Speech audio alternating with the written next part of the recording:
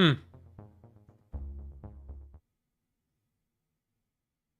Hmm. Interesting. How's it going? Sorry, I had to turn the overhead light on. Felt a little weird. How's it going, guys? Welcome. Warehouse Dave, Ricky, how are you guys doing? How has your week been?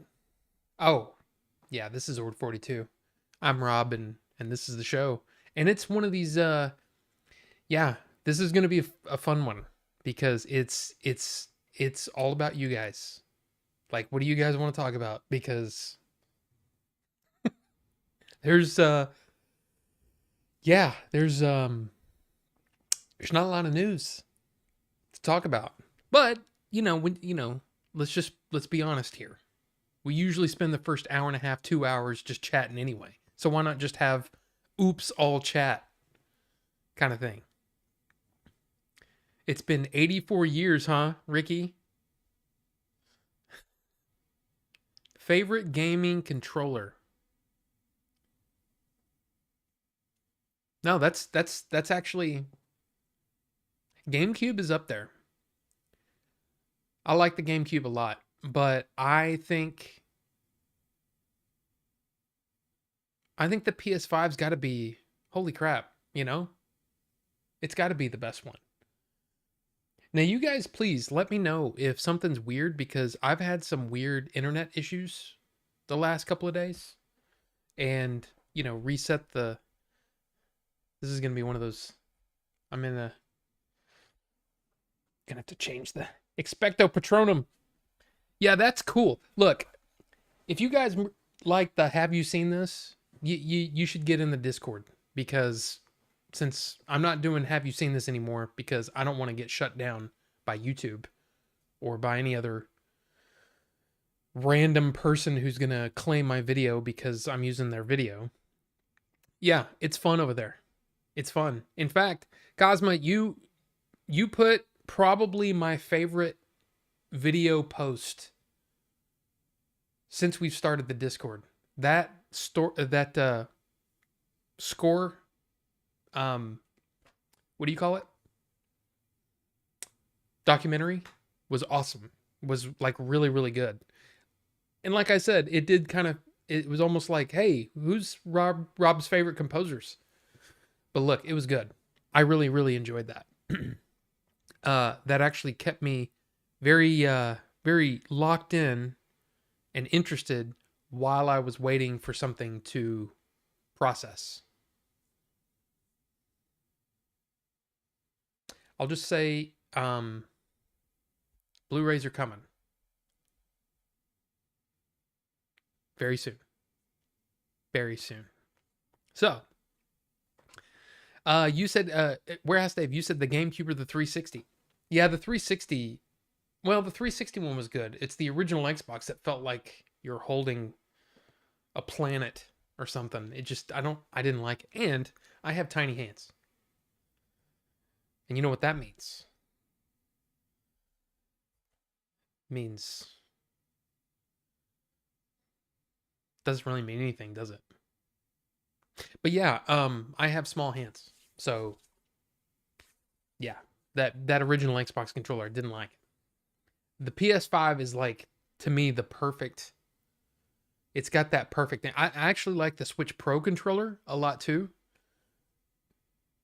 And actually a lot of the PlayStation controllers I was always a fan of over the over the Microsoft ones. But then I mean it's not technically uh a Super Nintendo controller, but I always liked the Super Nintendo controller. Of course, this is the 8-bit Do or Do 8-bit Do. Is it Do or Do? 8-bit Do sounds I don't know. Anyway, this is an actually really nice controller. Can you hear that? I don't know if you can or not. But yeah, really nice controller there.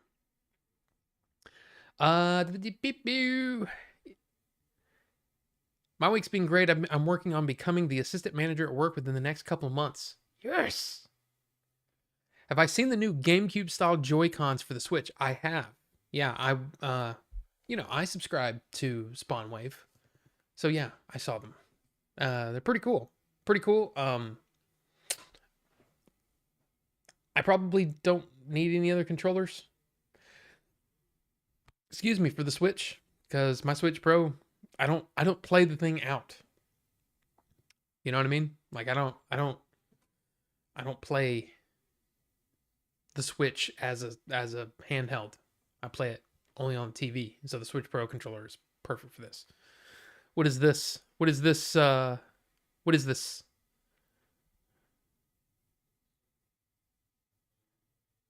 Oh yes, yes, yes, yes. That's what that controller is. Yeah, it's pretty cool.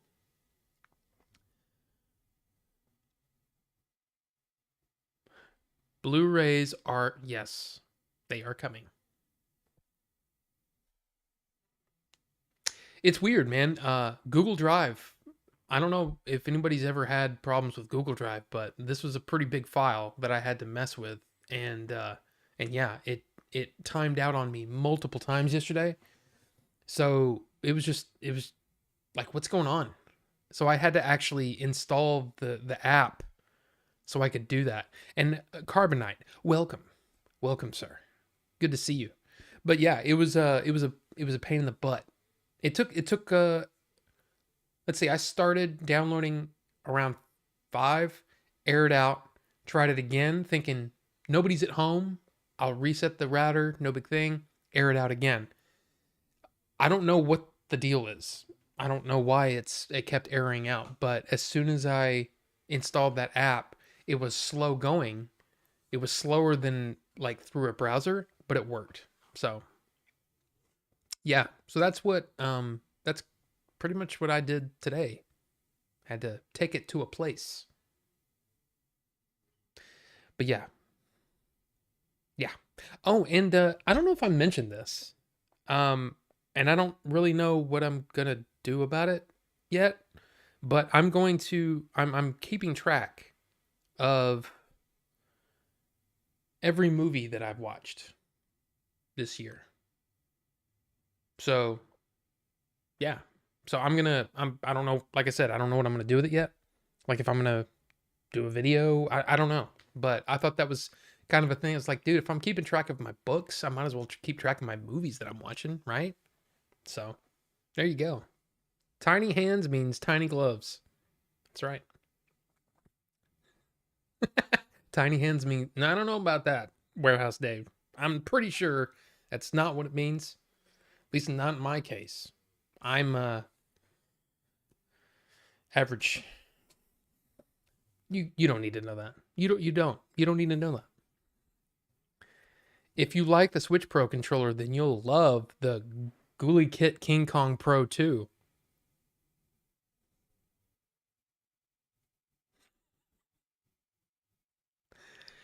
And Phil Holland, welcome, sir. Good to see you. Oh, you have the 8-bit dough that, yes, gotcha. I need to do that, keeping track of comic books I've read. Yeah, I mean, I kind of do that because I've got all of mine on my Comixology app, but yeah, I don't technically need to do that. I don't read a whole lot of comics. I've been reading more. And speaking of that, we might as well get into it. I finished The Shaping of Middle Earth, which is volume 4 in the history of Middle Earth. I still have, you see where the space is. I have the rest of that to the green down here. So 12 volumes. I got to tell you, it's dry reading. If you're not if you're not a huge fan of Tolkien, I wouldn't recommend it. Just not going to recommend it. It's not a thing. Here's this one that that Ricky's talking about. That does look nice, actually. It looks good. How much is it? I don't want to watch a movie. It's got patented things. It's pretty nice though. That's a good looking controller. Hall Hall sensing? What's Hall sensing mean?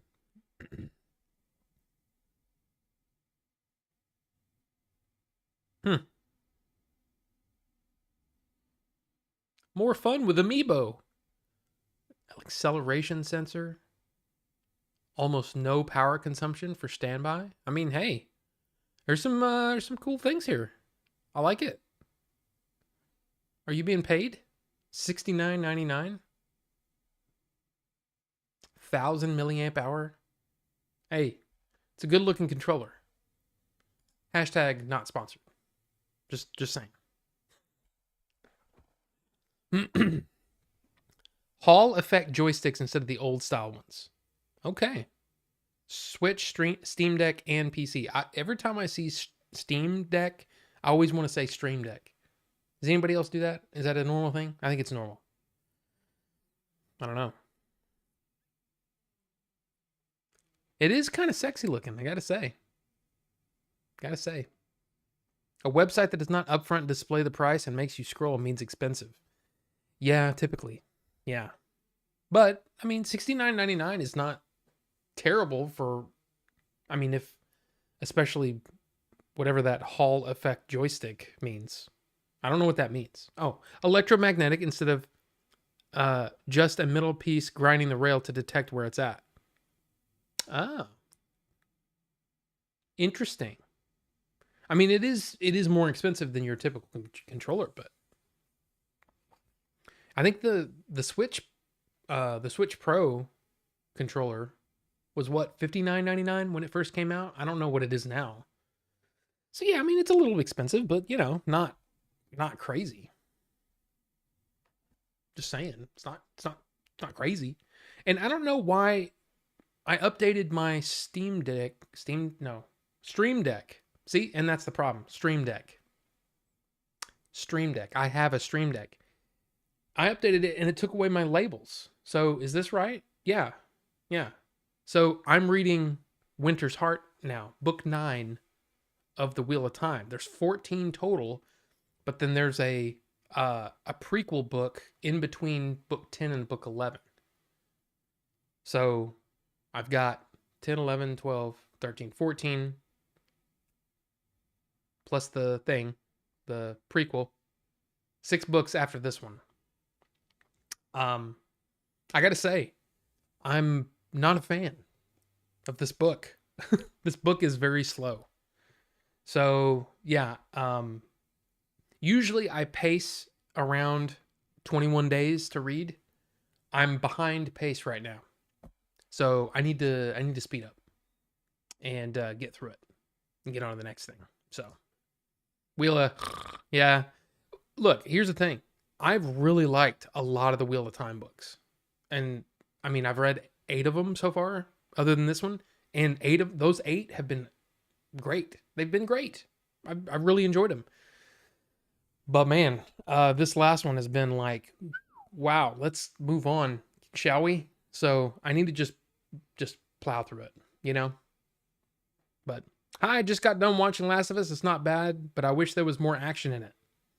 I wanted to see Joel kick more ass and have more gunfights with Fedra and the Fireflies.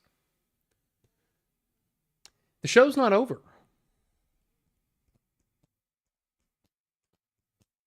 Just saying, show's not over. There's going to be plenty of action in this show. But I mean, look, let's just say this.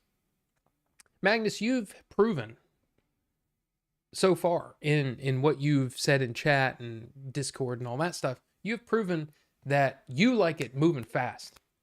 You know, the leisurely paced kind of stuff you're not a fan of. So Last of Us may not be for you because I'm sure there's going to be times where it's just going to be them, doing the thing and living kind of. That being said, I think there's a lot of good to look forward to. And I think that show was like, I can't imagine it being any better. it was really, really well done. So best thing about the Stream Deck is that it plays Doom. It plays Doom. Wait, you're kidding. It actually plays Doom?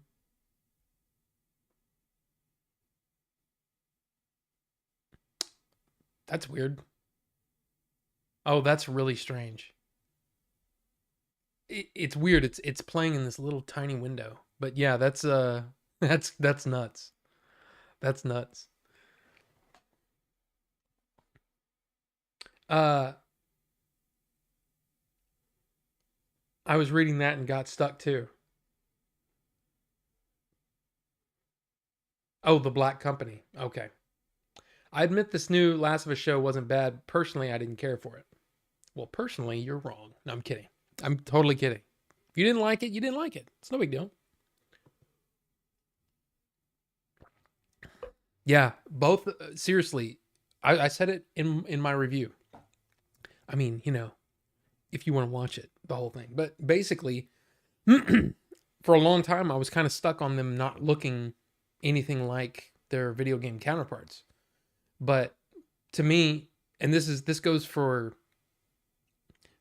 anything. I would rather have a capable person, somebody who's going to embody that character. I would take that above and beyond somebody who just looks like it, the character. You know what I mean? Especially in an adaptation. Um, and so far they've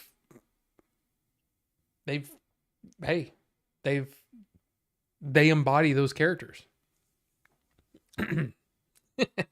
We're just kidding, Ricky. We're just kidding. But yeah, I really enjoyed it. Nick Cage is too old to play Joel. No, no, no. Not me. I mean, not me personally. And the thing is, it's kind of weird. Somebody pointed it out today in on John Campia's show, and it was something that I immediately clicked with. And I'm like, it's kind of weird how Pedro Pascal is playing a guy who's taking care of a young person and trying to keep them out of trouble while they journey and go on adventures. Sounds a lot like the Mandalorian. But Zucky, what's going on? Good to see you. Uh yeah, I think they both just like immediately Bella Ramsey was just like, okay, that's Ellie. That's that is the character that I want. And it's just like, to me, it's like when um Tony Gilroy did that interview where he said, "Yeah, I'm not a fan of Star Wars." And people were like, "This is the reason why blah blah blah." And I'm like, "What are you talking about? The show is excellent." I mean, to me, you don't have to be a fan of something to make something in that universe. Whatever universe you're going to play in. What I would rather have more than a fan is somebody who's actually capable. And Tony Gilroy has proven again and again that he's very capable at telling a story. And the fact that he was so interested in telling a story in this universe, even though he's not a huge fan of it, made me go, "Yeah, I'm cool with it." When he said that, I'm like, I'm not surprised, because this doesn't fall into the same. That's what I think that one of the things that I really like about Andor is that it doesn't fall into the same pitfalls that some of other Star Wars properties have done. Yeah, there should be somewhat of a through line, but I love Andor. I think it's great, and I think it fits in really, really well. I just, like I said, my only criticism is I wish there was a little bit more levity. It's very, very serious all the time. So, but anyway, you need to get a Steam Deck. Yeah. No way Stream Deck can run Doom. Yeah, click on that was nuts. That was pretty cool though. It did portray the world well. Yeah, absolutely. I mean, sometimes I watch shows like that and the first thing I'm doing is looking for the gaps. I'm looking for okay, where is it gonna where's it going to falter? And at least in that first episode, not feeling that.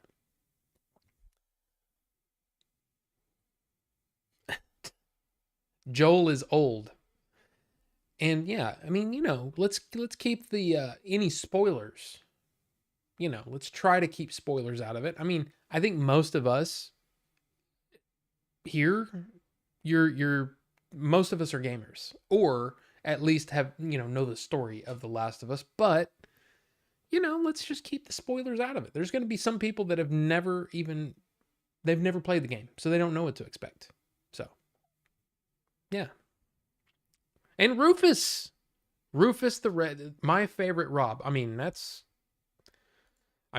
you like me better than Rob Schneider? I mean, if so, that's quite the compliment. I mean, Joel didn't want to get involved with Ellie in the beginning and hated being stuck with her. That relationship grew while, like Joel in the TV series, threw her against a wall. Yeah, it's yeah. Ellie is kind of yeah. Time to talk about Velma. Look, I'll say this: I don't care about it. I didn't see the trailer for it. It was an ad, but I didn't know anything about it until I heard people griping about it, and so I was like, okay. And I saw it, and I'm like, yeah, I'll say this: I have always hated Scooby Doo. I've always hated it, never liked it from the beginning. Didn't like it. I hate the fact that it's just. Yeah, I don't know, man. It's like 70s typical comedy stuff. I don't like it. I don't like the Brady Bunch. I don't like the Partridge Family. I don't like a lot of those shows in that time period. And Scooby Doo has always fit into that with me, and it's always made people like, oh, I love Scooby Doo, and I'm like, but why? I'm just not a fan. So I was already way outside the focus group or the intended audience for Velma. So some say people don't like it. I'm like, whatever. I don't know. Never liked it. That's right. That's right, Ricky. That's right. It's good to say that. How many episodes in season 1 of The Last of Us? I'm not sure. It's probably going to be 8 to 10, probably. I mean, that would just be my guess. I mean, I don't know. Does it actually say? Where it says there's 9 episodes. So, yeah. 9. The only thing going against The Last of Us is that it's another zombie show. That's true. I mean, that's one of the things that I kept thinking about was, they're trying to play this as, hey, this is a new story in a new world. But I mean, zombie stuff has been kind of done to death in a way. Like, I mean, if you'd never played the game and you just knew of like Walking Dead and whatever, Train to Busan or whatever zombie thing, and you're like, okay, here's another zombie thing. What makes it different? It was I'm telling you, I got chills, and my hairs would stand up on my arm multiple times in just those first 25 minutes. It was so good. So I really liked it. 1,000 times more, though I'd like to hear you say making copies.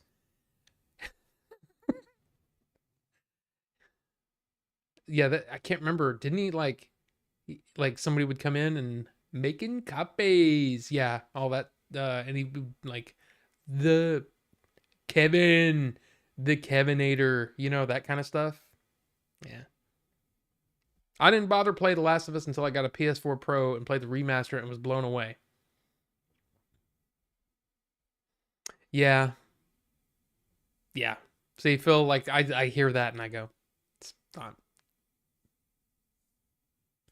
You lost me at Scooby Doo spinoff, but don't care.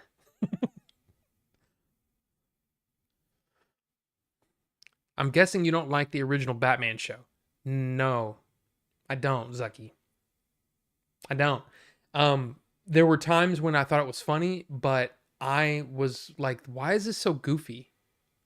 Like, and I think part of it is because I'd already seen uh the Christopher Reeve Superman. And so I knew how you could take something like a comic book type thing and you could make it a serious thing.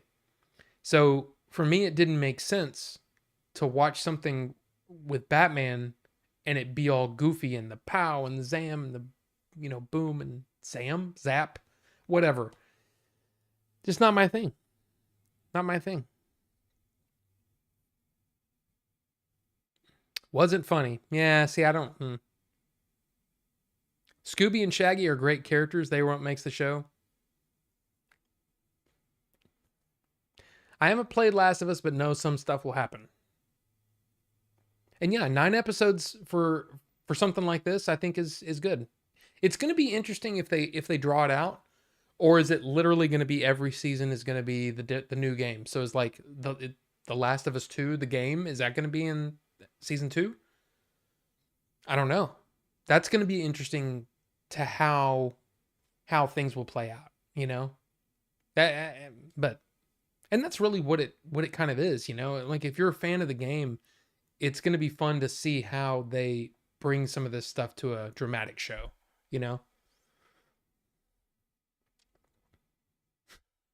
Yeah, I did do the thing.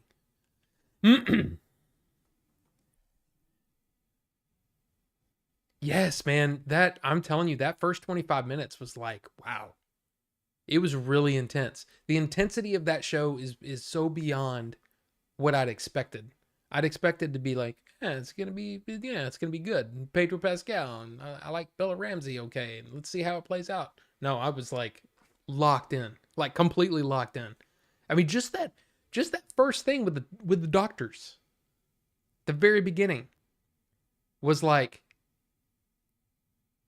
that's oh, that's creepy, and well done. Well, just perfect acting right off the bat, like right out of the gate. Freaking credits haven't even rolled yet, and you're already like, all right, what do you got for me? That's good stuff.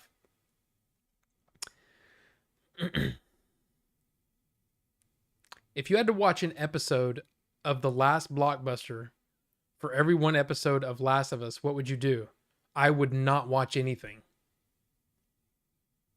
I don't want to watch that again. Ever again. So bad. What, Magnus? Robin would take it. Okay. I didn't like the original Batman show, but Batman the Animated Series is a masterpiece. Yeah, see, that came out around the time I think I was in high school, and I never started watching it.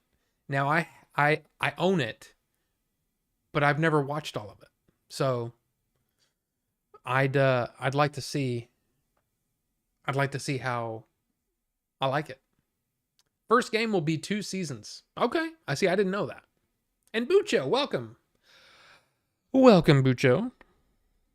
And Bucho, you post those things, the actors on actors type stuff in the Discord as well. We were talking about earlier, the Score documentary that Jeff put in there, or I'm sorry, Octavius put in there, or Cosma. Oh, I don't know. It's all different. But yeah, Score was great, and your actors on actors was like, man, that was really, really good. I love those anyway, and I try to watch them when they come out, but yeah, thank you for posting that. It was great. Now, welcome, Oscar. Good to see you. Remember the show T.J. Hooker with William Shatner as a cop? My best friend and I used to watch that every day at school lunch since I lived pretty close to school, and it was unintentionally funny. Yeah, never watched it. I used to watch Knight Rider. I used to watch A-Team. But see, even those. I used to watch Dukes of Hazzard. I watched a lot of stuff. But I just don't like uh, that era of television, I just don't like it for the most part. Um, and of course, you're watching Knight Rider for the cool car. That's pretty much it. I mean, if you watch it for David Hasselhoff, okay, but for me, it was all about that car. That car was awesome, and I wanted to see the car do cool stuff. But yeah, there you go. I just I don't know. I That's why I always gravitated toward movies, is because movies took themselves seriously, and I like that. I like I like. It was almost like I always gravitated toward movies that were like, I liked scary movies. They didn't have to be horror movies, but just like suspenseful movies or scary movies. I like the big action movies. I like the ones where you're like, as a kid, you're like, I don't know if I should be watching this. That's the feeling I used to get watching some of these movies, and I love that feeling. Morgan Sailor, how's it going? Good to see you. I don't think we've seen you in here. I mean, I could be wrong, but welcome regardless. Have I ever played Dark Souls? I have not. I can tell you that Dark Souls is probably not for me, because I'm one of those people that if I die too many times in a row, I just get irritated and I stop playing.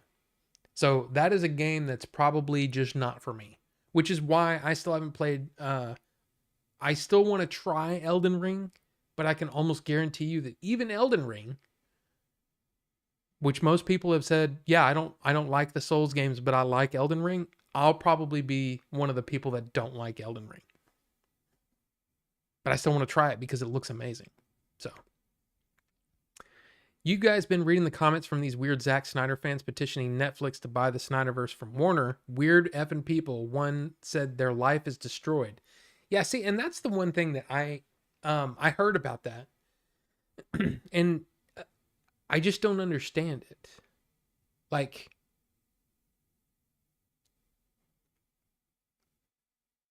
I guess there's a little bit of I guess pity, a little bit, because I look at those Snyder movies and I go, there's some cool ideas in there, but it didn't come together. It never really came together in a, to me, a very satisfying way. Justice League is probably the closest to what he was trying to go for. But from a fan point of view, what the Zack Snyder fans pulled off with that, basically making a studio go, hey, yeah, we need to pay attention to this. And but the thing is, and the thing that I think a lot of Snyder fans don't understand, is that it also fit in really, really well with what Warner was trying to do, AT&T at the time, what they were trying to do for HBO Max, which was, let's do this and make it something that will drive all of these people that we see on, tweeting and all this stuff. It'll drive them to HBO Max. So it not only was something that they thought might be profitable, but they saw it as a way to garner that fan response. You know what I mean? There's a lot of things that went into that. But still, the fact that it even got made, that Zack Snyder was able to come in and finish, Justice League, is a feat. And people should be proud of that and happy for, about that. But we always knew that they weren't going to move on with Zack Snyder. I mean, that was always the case, wasn't it? So it's kind of like, it's just one of those things. So Superman 2 is still my favorite superhero movie of all time. It's a good one. Now, do you mean the original, was it Richard Lester version of Superman 2? Or Richard Donner's version of Superman 2? Because I will say, even though the Richard Lester version is not, like, if you try to look at him sort of objectively, I think Donner's cut was a little better. I still prefer the Lester cut, the original movie, because it was kind of just fun and stupid and cheesy. I don't know. But yeah, I don't understand it. And especially now with Zack Snyder moving over to Netflix, and him saying, "Okay, that's we're done with the Snyderverse. Now I'm doing new things." And they don't seem to really be supporting him in his new ventures. I mean, that's weird to me. And I'm I'm actually interested in Zack Snyder's new um sort of almost like a Star Wars type show or movie. I'm interested to see what he pulls off. I mean, who knows? It could be great. And I'm not the biggest fan of Zack Snyder. To me, he's very hit or miss for me. I just said to me and for me, but you know what I mean. He's very hit or miss. But there's no way that Netflix could buy the rights to those versions of those characters. There's no reason that Warner Brothers slash DC Studios would allow their characters to be on Netflix like that in a different direction. There's no way it's going to happen. It would take an extreme, crazy amount of money, and it just doesn't seem to make sense for Zack Snyder either. You know, his heart is in now this new storyline or this new world that he's creating. So I just don't get that. Support him. If you like Zack Snyder that much, support him in his new stuff. That's the way I look at it. And I honestly, look, I'll just say this. If the people that are saying that their lives are destroyed because the Snyderverse is over really need to watch more movies, man. That's how I look at it. These people are very sheltered, and they've, for whatever reason, they've just latched onto this thing. They need to broaden their horizons. Go outside, look at a bird, sit under a tree, get outside because holy crap. Anyway.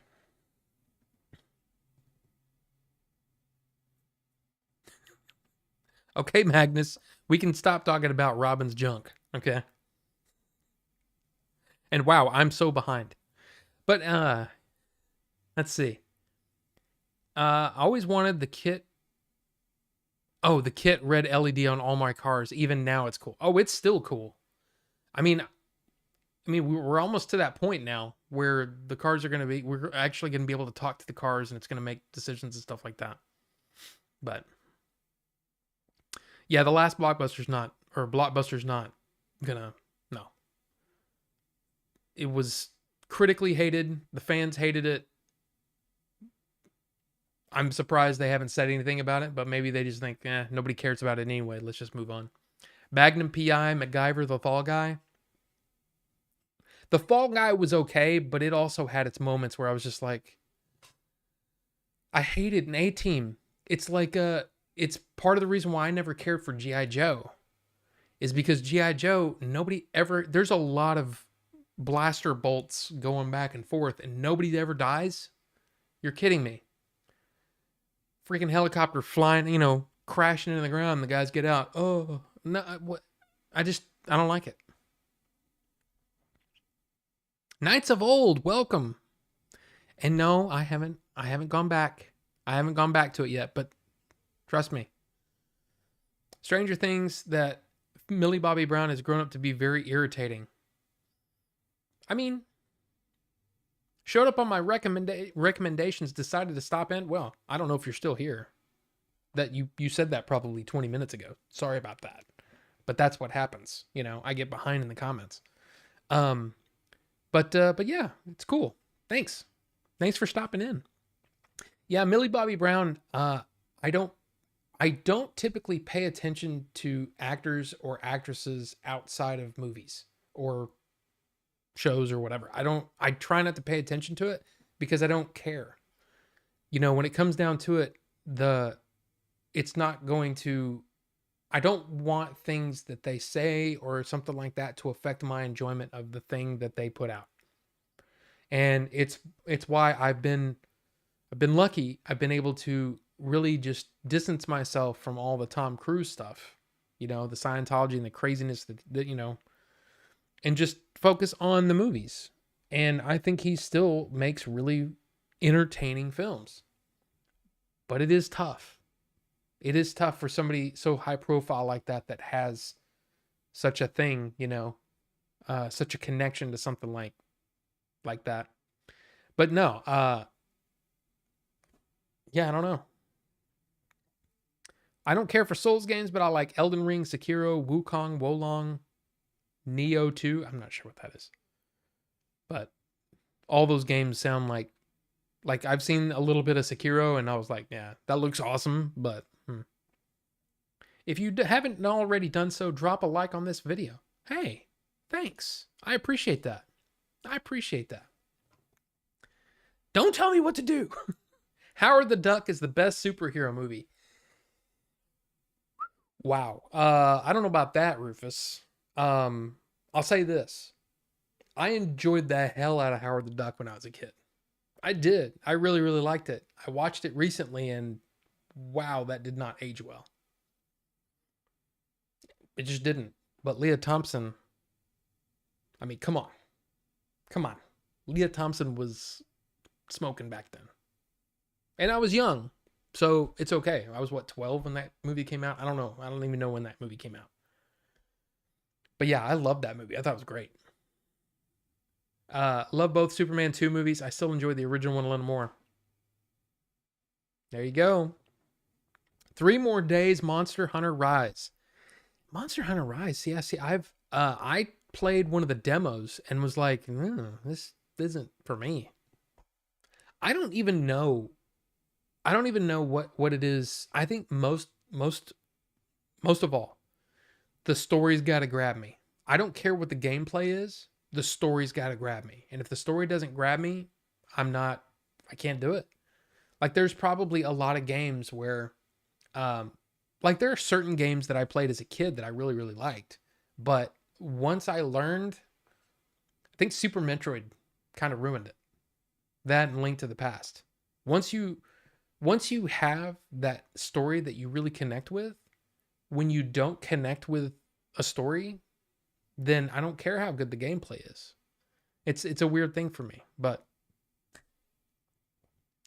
come on, Ricky, I'll buy you a pint of whatever you drink. Y'all keep it clean now, you know? Once you... Doesn't matter. I had no idea there were 2 Superman 2 movie versions. My life is a lie. Yeah, the Richard Donner cut is interesting. But I think it's because it could be that nostalgia for that original movie has blinded me to how good I would allow the Richard Donner cut to be, if that makes any sense. But yeah, it's definitely worth checking out if you can. It's definitely interesting. Rufus, when high or drunk, Howard the Duck is great, but Leah Thompson in that movie. I know it. Back to the Future as well. That's your merch right there. T-shirt with "Look at a bird." Go outside, look at a bird.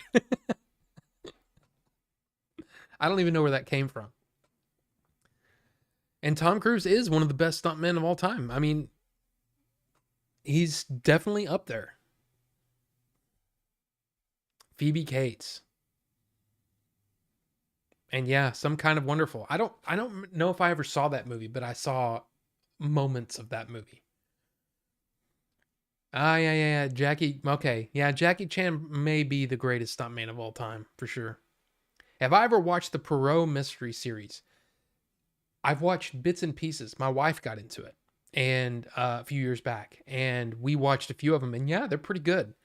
But it's you think of that as Agatha Christie stuff. All of the Agatha Christie stuff is really, really good. It's kind of interesting, isn't it, that Knives Out comes out, then and Murder on the Orient Express comes out, and it has started almost like a revival of those kinds of movies, because I was looking on again, when somebody says, hey, they're going to make this movie, it's like, okay, to me that's not news yet.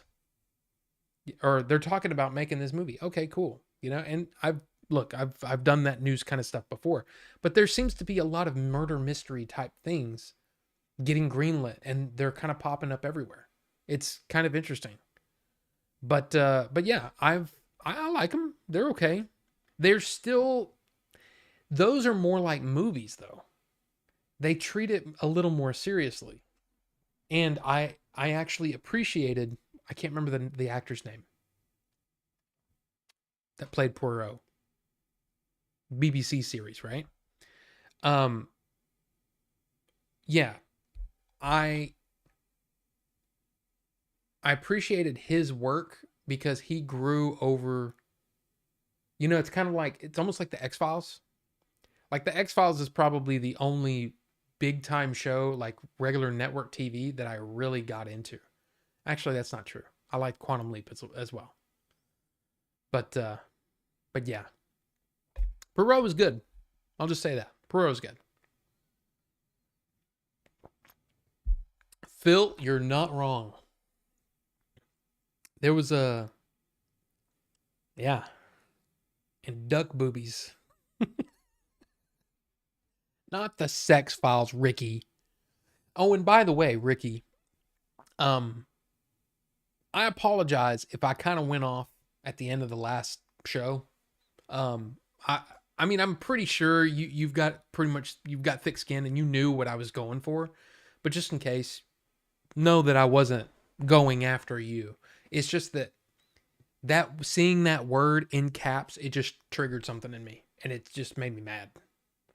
So it wasn't you or anything like that, but yeah, I think you get it. I think you get it. Uh, yeah, the great writing. Yeah, I mean, and wonderful acting. There's a lot of, and that's one of the things that I've really. What word was in caps? Woke. But anyway, uh, what was I gonna say? Oh, watching some of the older BBC type shows that my wife has been like into over the last couple of years.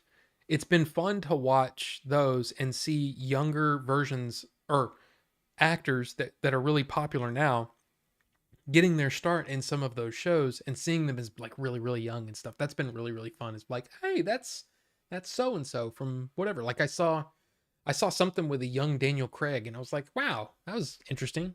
So, that kind of stuff is fun. And yeah, Zoe Dutch. Yeah. I mean, she's young, but yeah. Have I ever read any Dragonlance and Icewind Dale Dragonlance and Icewind Dale books? No, I haven't. And I think it's because there for a while in that when those or at least if I remember correctly, those were popular like in high school for me, like in the mid 90s.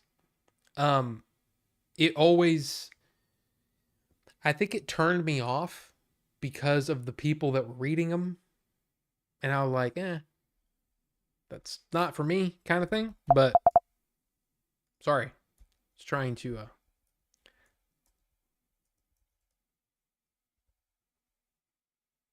let me see. Yeah, see, I don't know really anything about these. List? Yeah, 94. Oh, there's a lot of them. Oh, okay. Oh, wow. That's geez. That's a lot of books, man. Holy crap. Wow. Yeah, I will say that's probably not going to be in my future just because wow. Wow. But uh Hakuna Matata, that's right. There's two people who played Perot. The BBC TV was David Suchet. Yes. Yes.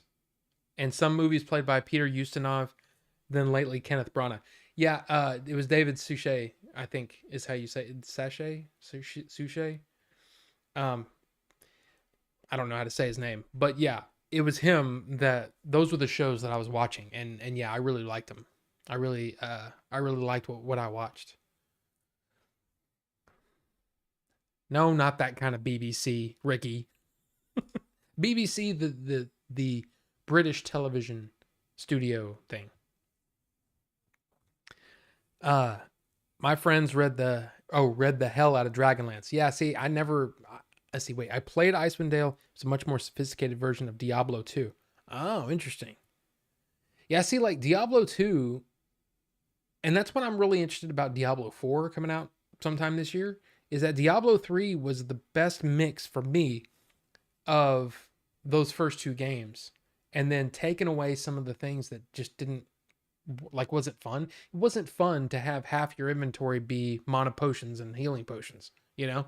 They took a lot of that stuff away to where it goes up so, faster or whatever. And then when you clear out a bunch of monsters, you just full health pretty much.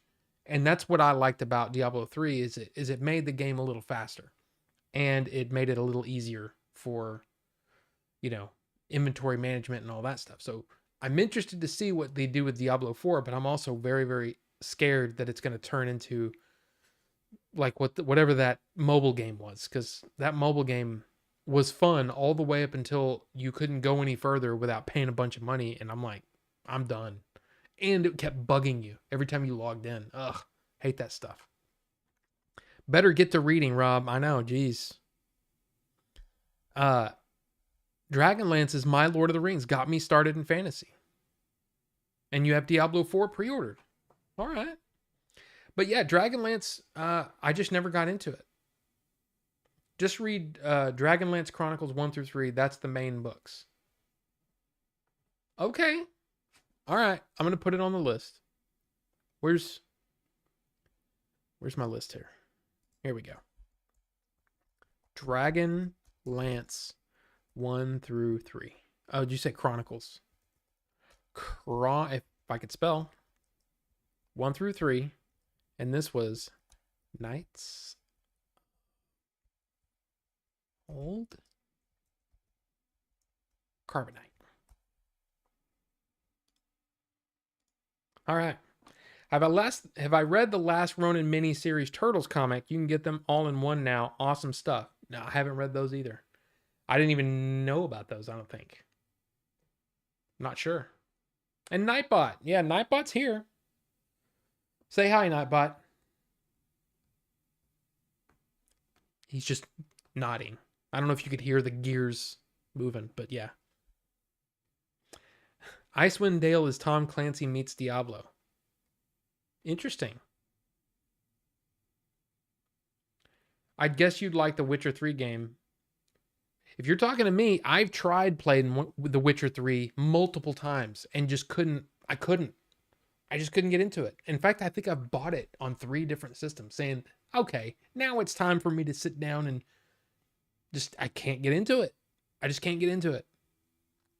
And maybe it's because I didn't progress far enough into the story for the story to hook me, but it kept me going, okay, what's next? But then again, I will say the Witcher TV show has also been very for me.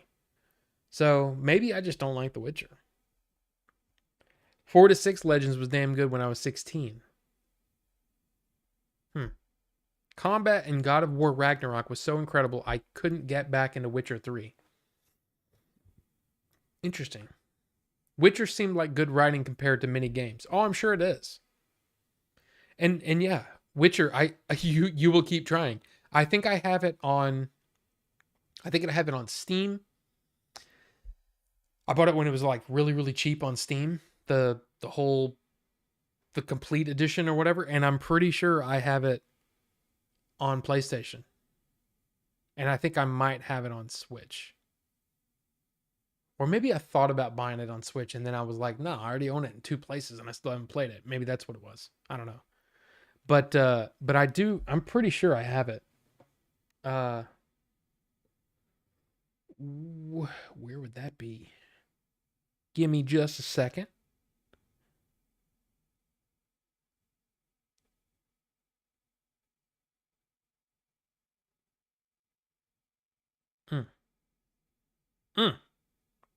Can I see that on the PlayStation app?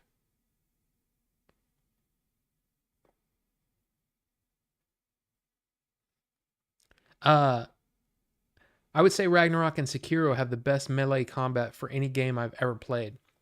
Yeah, see, I think part of the deal with Sekiro when I watched it, because I watched somebody play that one to see if I wanted to buy it. Yeah, it's usually what I do. If there's a game that I'm like, okay, that looks like it might be my thing, I'll watch some gameplay to see if it's something that I'm really like, oh yeah, I'm gonna be into that. Um, yeah, I watched that and was like, okay, there's too much blocking. I don't like the I've got to time parry and all that. Man, screw that. Nah. Is there God mode? I don't care about. That's the thing. The story is number one for me. A lot of times the gameplay bores me because I'm like, I want to get back to the story. The action is just something to get me from point A to point B in the story. So I know I'm weird. I'm weird that way. What am I looking up? Witcher.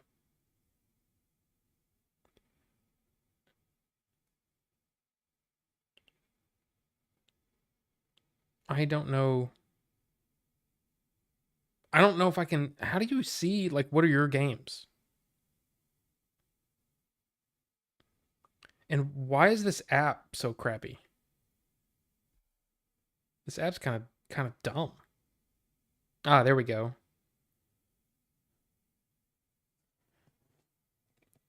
That's the other thing. For whatever reason, right here, I have no internet. I have to put my phone like this to get internet. It's annoying. I'm pretty sure I have it. It doesn't. It honestly doesn't matter. Jeez. I would say, oh yeah, yeah. That crap prequel to Witcher on Netflix, pointless. Prequel. Are you talking about the? If you're talking about the animated, I really enjoyed that. If you're talking about the animated one, I really really like that one. Like surprisingly, like holy crap, that's a lot better than I thought it was gonna be. But I'm the same. I got Witcher 3 on PS4 and Switch, and I just can't get into it. Although I know it's a great game, it just didn't hook me. Yeah. God of War 3 and Devil May Cry 4 weren't bad either. Yeah, see, I've never played any of the God of Wars. Never played, and I tried a Devil May Cry, maybe Devil May Cry 2, and was like, just didn't grab me. Sekiro made me want to kill someone because of rage, mostly because it was so cool and I wanted to continue. Yeah, see, story is number one for me. It's weird. Like, there was a part of me that, like, have you ever played a game on easy just so you can experience the story? I don't care. That's what I do. I don't care about the game. In most cases, I really don't care about the game. I just want to get through the story. So that's how it is for me. Tell me a good story. Um, which is partly why some of the games that people have said, "Oh, you should play this." I'm like, I don't care about the story, you know? So it's like I don't know if I'd even like playing the game because now like there are a few very select differences. Breath of the Wild is one of those games that was so much I really enjoyed the act of playing that game. Um but the story to me was especially the way that I played it in a way that was perfect for me. I beat all the what do you call them? The divine beasts. Then I got all of the shrines and I'd spent so many hours with that. Then I'm like, "Oh, I need to go find these memories." And then I can beat the game. And I found the memories and it was like all of the things that I'd done up to that point made me it gave it all context and I was just like in love with it. And then by the time I beat the game, I'm sitting there trying to play and I'm got tears in my eyes. It was perfect for me. There's so many people that I've heard say, "Oh, but the story is terrible. There's no story." It's like, "Yeah, you didn't go find the memories, did you?" How long did you spend in the world? Because that's, if you just play through the, the divine beasts, yeah, you're not going to get all of the story. It just, I don't know. It just is perfect for me. I'll just say that. Uh, if you're good at Sekiro, you don't ever have to block. You can evade attacks and use item abilities to throw your enemies off balance. Yes, probably. But I'm not good. So in order for me to get good, I'd have to go through a bunch of trial and error, which is not for me. I lose interest. So yeah, that probably would not work for me. Are you working in a Faraday cage? Maybe. See, the reason that we're streaming right now is not because I have wireless internet. I'm plugged into the wall. I have Ethernet. And the Ethernet is the only way that I can get any service in this room. So like when I'm doing stuff for like on my laptop and stuff, I have to be in the living room.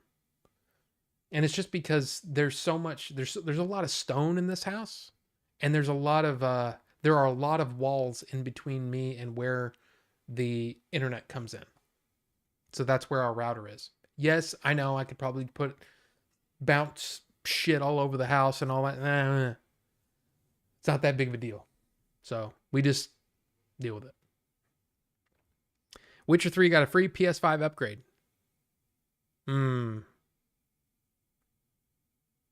I think they meant Blood Origin. I don't know what that is. I highly recommend two games both underrated in my eyes: Sleeping Dogs, which you've talked about, and Terminator Resistance, which had an awesome story, a true sequel to Terminator 2. All right. Devil May Cry 2 was the worst one. Okay, well. Maybe that's... It turned me off. It turned me off completely to the whole thing. No, Rob, not the animated show. It's called Blood something. Oh, yes. Yes, I know what you're talking about. The recent... Gotcha. Yeah, the animated little movie was good. I really enjoyed that. But, yeah, I didn't watch this most recent thing. Elden Ring was just right challenge-wise. Okay. See, it's weird. Like Breath of the Wild, for the most part, there were moments that are really hard, you know? And there is a bit of trial and error, and there's a bit of dying, and you have to start over and all that kind of stuff. But for some reason, that game rarely made me mad. What made me mad in that game is when, there was one there was one time I was trying to do something on a mountain, and I can't remember their names now. Lionel. A Lionel attacked me and knocked me off the mountain. And it's because his roll animation, it won't let you stand up or do anything. So I literally rolled all the way down the damn mountain, and it pissed me off. I was yelling, screaming. I was so mad. So it's that weird stuff like that where I like, how can this game feel to play it? How can it be so awesome? And then there be something in there that's just so stupid. So yeah. Yeah. What did I think of Final Fantasy X? Never played it. I don't think. I played 8, couldn't get into it. Played 9, couldn't get into it. And I don't know if I ever played 10. You sexy AI. They're coming on to you, Nightbot. I can't wait for the Star Wars Fallen Order sequel coming in March. I know. There's so much stuff coming out this year. Movies, games, all of it. It just seems like, we've had sort of a lull still from the pandemic. And now all of this stuff is going to be released, and it's going to be like, there's going to be so much. And also in March, isn't it March? Is it March for Tears of the Kingdom? I'm a Zelda fan. What can I say? There's nothing I can do. Nothing I can do. But Dead Space remake and shit ton of other stuff. I know. And see, Dead Space is one of those games that I always had my eye on, but never, for whatever reason, never played it. Uh, I still have Alien Isolation to go through on Xbox Game Pass. Still haven't done that. Gaming wise, I'm so far behind. I'm so far behind in all the games. Do I like the Resident Evil games? I loved many. I don't like playing them, but I enjoy watching them. So like when one of the new games comes out and Jacksepticeye plays it, I'll just watch that. I don't like playing those games. To me, aren't fun to play. They're just not. They are fun to watch though, so I'll just watch it. Uh, I spent so much in game money on a custom taxi cab. 16-bit Pete, what's going on? How's it going? I spent so much in game money on a custom taxi cab in GTA San Andreas. I spent countless hours picking up fares and running from cops. One day, an airplane crashed out of the sky and blew it up. Wow. I bet that, yeah. Well, it's kind of like when I think I told this story. It's what completely ruined me on online gaming. Is I had spent time in the original Diablo getting my character up to a high level, pretty good stuff. And I was like, okay, let's see what all this online stuff is about. I go in there and I go into town. I'm in town and someone killed me. And if you remember, in the town, you're not supposed to be able to kill anybody. But they killed me and they took all my stuff. And I was like, okay, I'm done being online. So ever since then, I don't like it. I don't no. It's just not my thing. So yeah, I get that. And Pete, where can I get a hold of you? I would probably say, do you Twitter? Or you can just, yeah, probably Twitter. Probably the easiest way. Um, yeah. What's up? Just DM me on Twitter. My DMs are open. So you know what that means. I don't. Yeah, just DM me on Twitter. Got the Dead Space remake pre-ordered, and then there's the Resident Evil 4 remake too.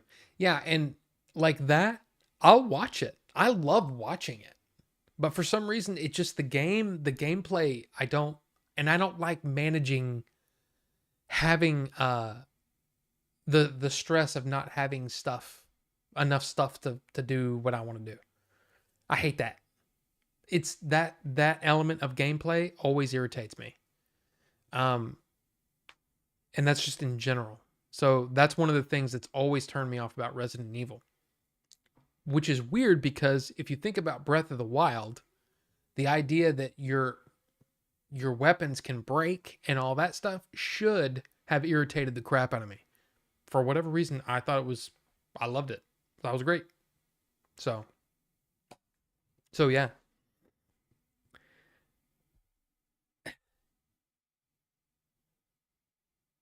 Yeah. That oof. Last of Us, man. If you guys haven't seen Last of Us, yes. Uh Lots of pre-orders. Play Elden Ring with online invasions off. Okay. Thank you. I'll remember that. And no, Pete, don't worry about it. It's no big deal. But I'm yeah, of course. Twitter. In the game is just a gas station that blows up. Hmm. Are you aware there's a 32-bit Pete? Son of a Resident Evil 4 is so good it does not need to be remade. Just download the texture mod for it.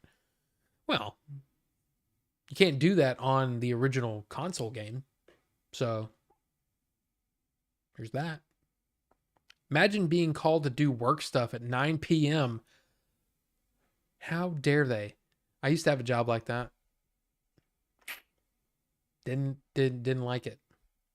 Or how about On the way home, you get off at 5 o'clock. On the way home, you get a call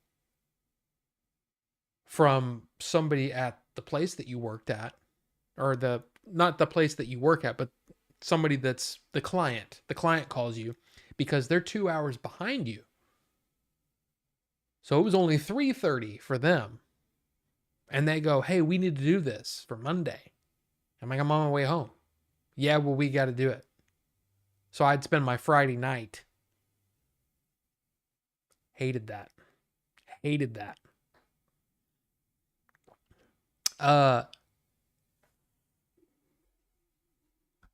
Oh yeah, 2 a.m. I've never had that, but I've definitely had I'm on my way home. Now it's the weekend. Now it's my time. And on the way home, I get a call and didn't appreciate that. Didn't appreciate that. How's the new TV? Did I wait? First, you said, did I play Last of Us 2? I did not play it. I watched it.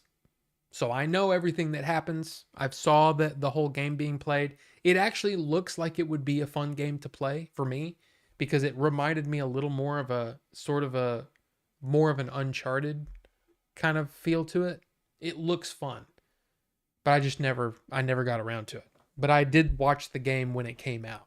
Jacksepticeye was playing it. I watched it. And that's honestly a lot of recent games. That's what I've done.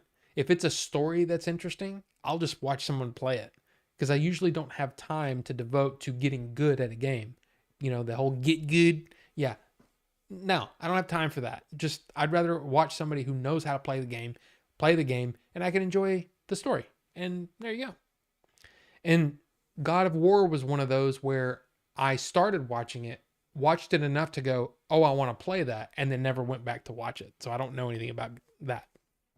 Anyway, you said, how's the new TV? Last week I mentioned that there's a setting, and I can't remember what it's called, ASBL, but what it does is it automatically dims in dark scenes because of logos. So for example, like let's just say ESPN. There's the ESPN logo just sits there. And that's what it's supposed to do, is it's supposed to preserve the OLED. The problem is, in almost every single case, unless you're watching somebody stream, it's changing enough. The screen is changing enough for that not to be needed, but that setting is automatically applied and it's locked behind the developer menu. So the reason I bring all that up is because I was watching movies like Nope, and I can't remember the other one. Oh, it was Banshees of Inisherin. There were dark scenes, and I noticed, I was like, this looks artificially dark. And then the scene changes and it's daytime, and it does this, like, it almost like, oh, it wakes up and it gets brighter, it HDR again. So it's actually interfering, this setting is actually interfering with the actual HDR for enjoying a movie, especially in dark scenes where it's needed, where it's really like, that's the reason you get an OLED, is so you can see the actual black levels and stuff like that, but it automatically dims. And it's one of those things where I'm probably going to have to do the whole thing where I I order the service remote and disable that setting, which, by the way, is supposed to get rid of it makes your warranty invalid. So I'm probably going to have to end up buying that remote so I can disable that setting so I can enjoy movies the way they should be enjoyed, which means don't artificially darken my screen for any reason. Period. I'll control it. I don't watch the same thing over and over and over, and I don't watch things like ESPN.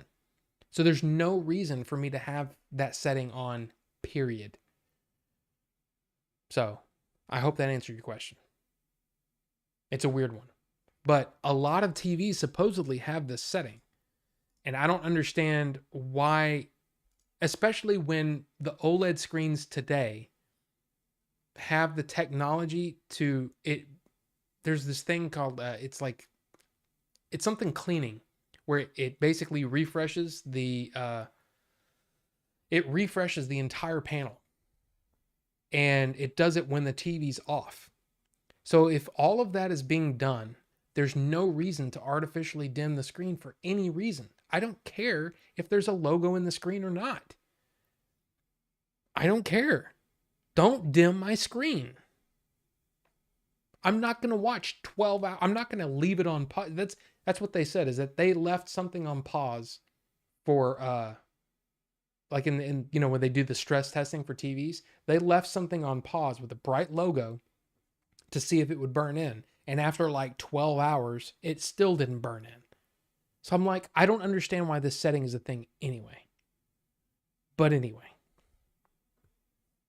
Yeah. Joys of old job being on call IT support for servers for a global company. Ooh, I never did that. I actually almost did that.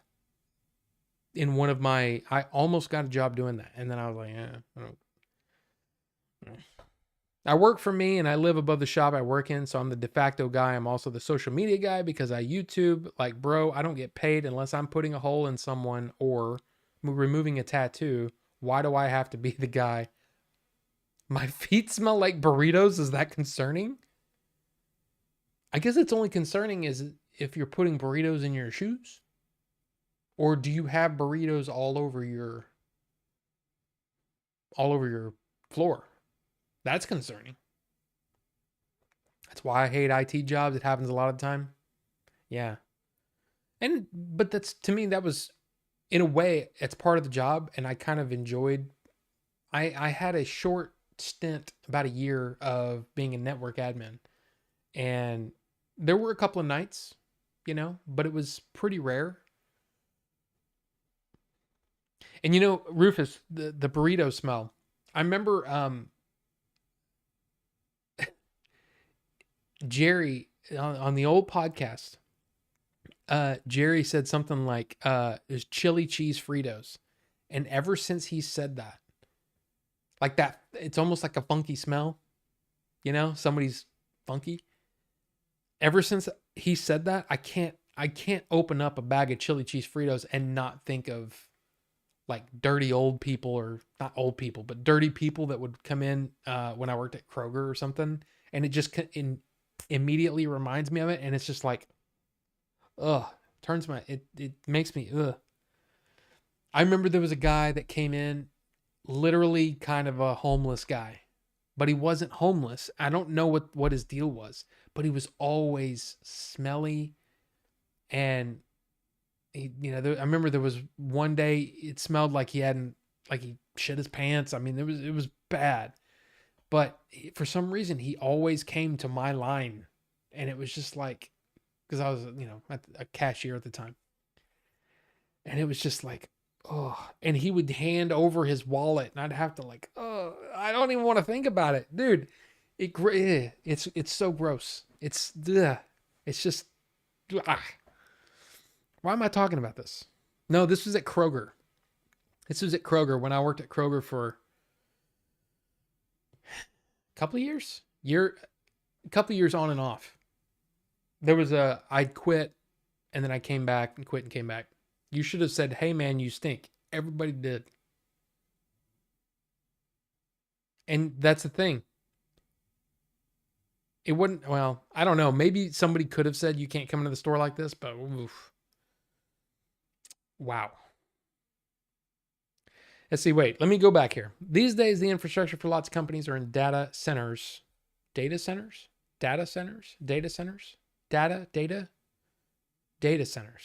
which are staffed 24/7. So put me out of a job, and I moved across to programming, automation, and apps. Okay, hours and pay.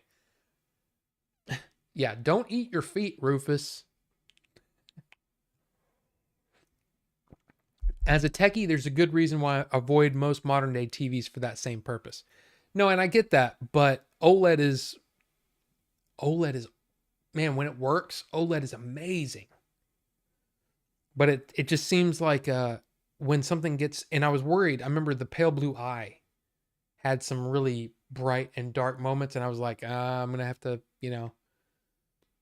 Now, is it going to do it? It never did it in that movie. And I think there was just enough brightness on the screen to make it not like go, oh, I need to darken this. Yeah. But like I said, I don't think it's still worth it. Man, that TV is awesome. It's really, really awesome. But it's happened a few times enough to where it annoys me. Because it takes me out of the movie for a minute. Because all of a sudden it's like, oh God, brightness. You know what I mean? I hate that.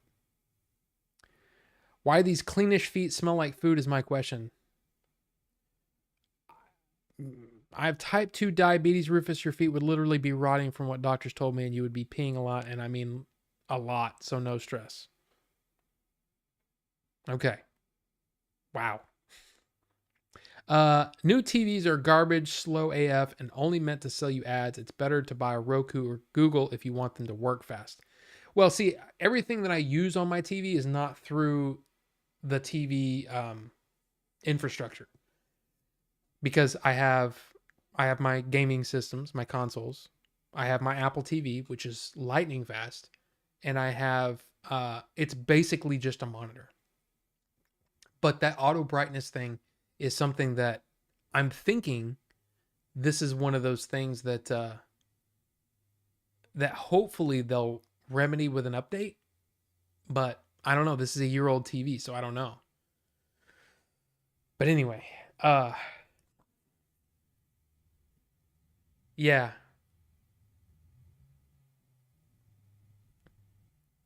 And Roku or I've tried a Chromecast. The Chromecast was okay. Um, but it was the only reason I bought the Chromecast was it was $29, right?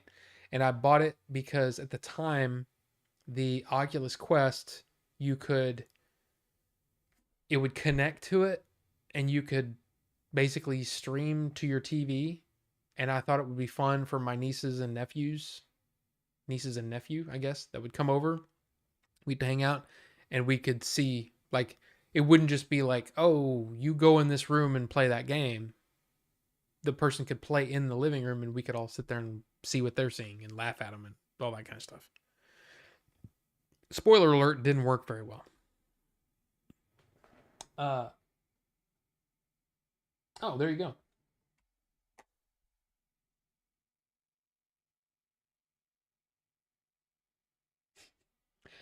Uh Pete, if you're in here,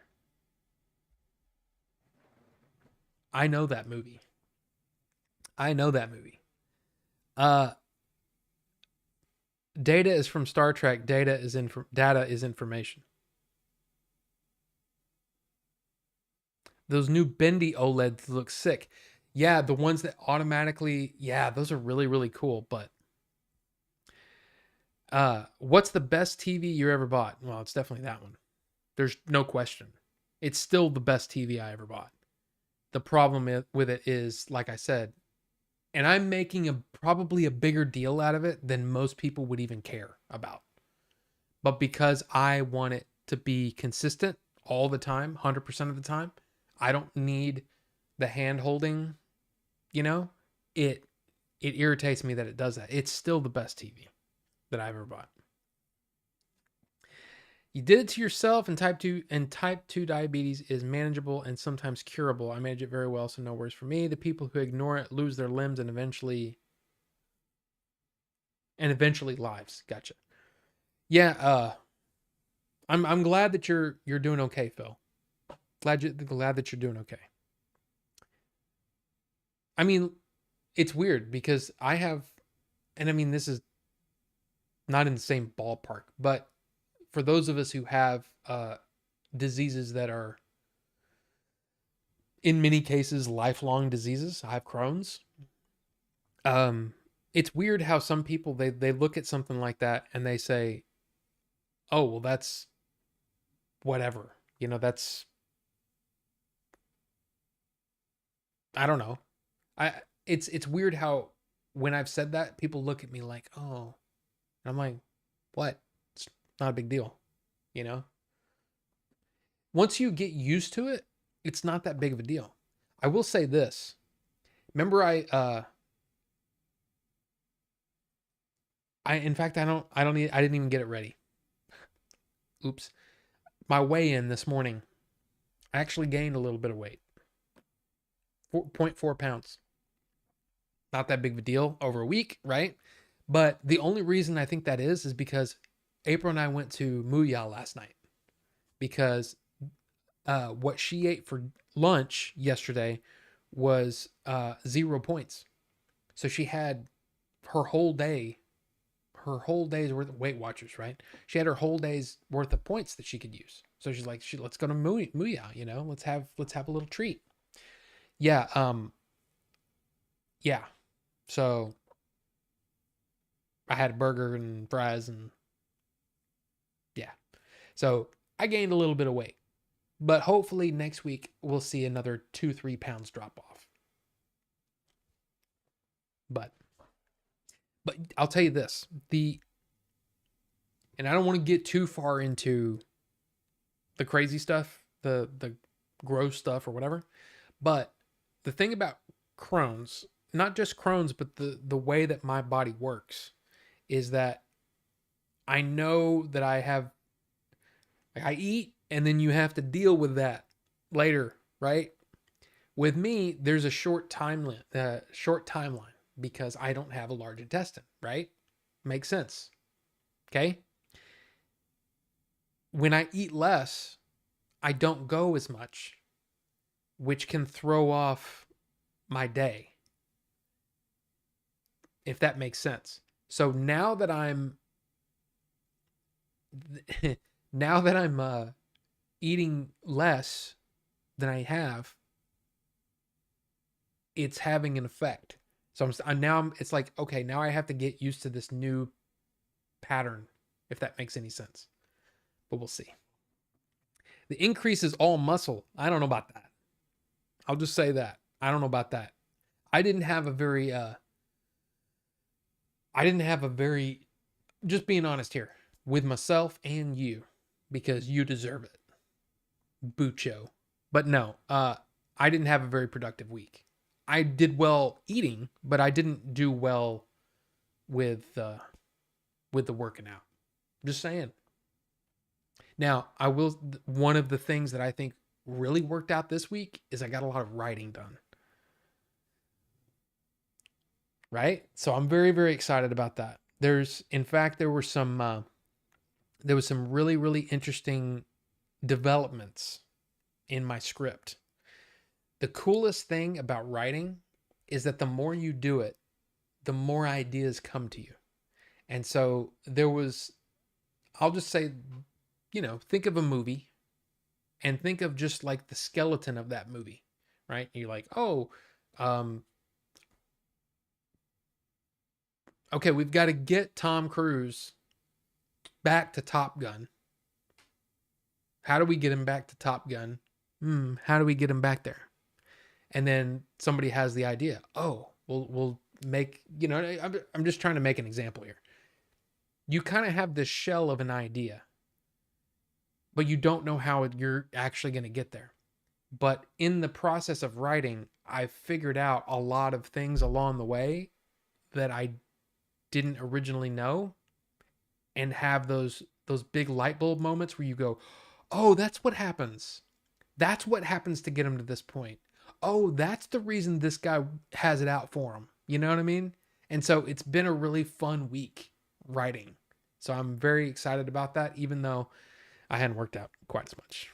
And I don't know if I'm going to be swole. I'm not going to be, Kylo Renin, this beast. You know what I mean? Similar situation with diabetes, Rob. If I eat too much rich sugar, then it will make me poorly, and I too have to deal with it. So eating is done carefully. You have a good night. I'm done for the day. Magnus, have a good one. Have a good one, sir. Does Pat the NES punk, I'm guessing that's NES punk, get beaten in your script? Hashtag no Pat. That's one of the things that we've been trying to figure out. I'll say that this script that I'm writing, there's definitely room for multiple people to be involved in it if they wish to be. That's one of the things that we actually talked about Was that the South Carolina one that we went to? Anyway, we talked about that, and we have a few ideas of people that we would like to have in the movie in certain parts. But I've also written it in a way where there are certain characters that are that I'm not necessarily writing them for these people, but I think they could fit in those roles if they want to be in it. So we'll see. We'll see what happens. Um, One in particular, we wrote for Keith Coogan. So there's a part for Keith Coogan in this movie if we can get Keith Coogan, and I think it'd be really really funny. If and we even, in fact, it was Jim that actually brought it up to him because we were talking about it and didn't even make the connection of the character that Jay and I had already come up with.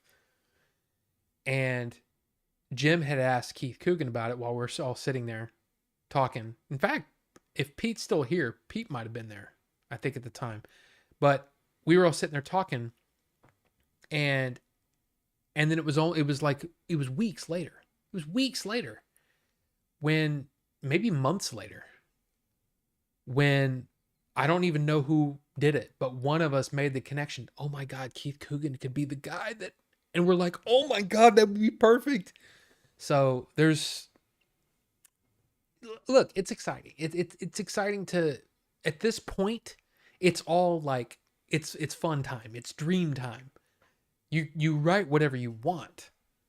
It's when you get to, okay, now we have, later on down the road, hopefully we can get financing. If we can get it financed, then it's time to go, okay, now we need to pull this back. We need to pull this back. Okay, we can't have the UFO. We've got to we got to come up with something different. You know what I mean? Or whatever.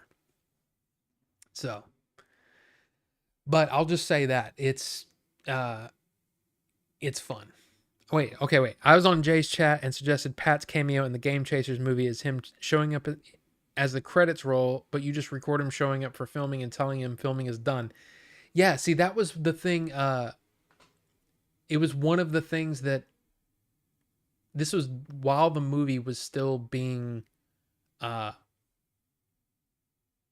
guess, finished off by Billy. You know what I mean? Like, I'm talking about like all the rotoscoping he was doing and the editing and all that stuff.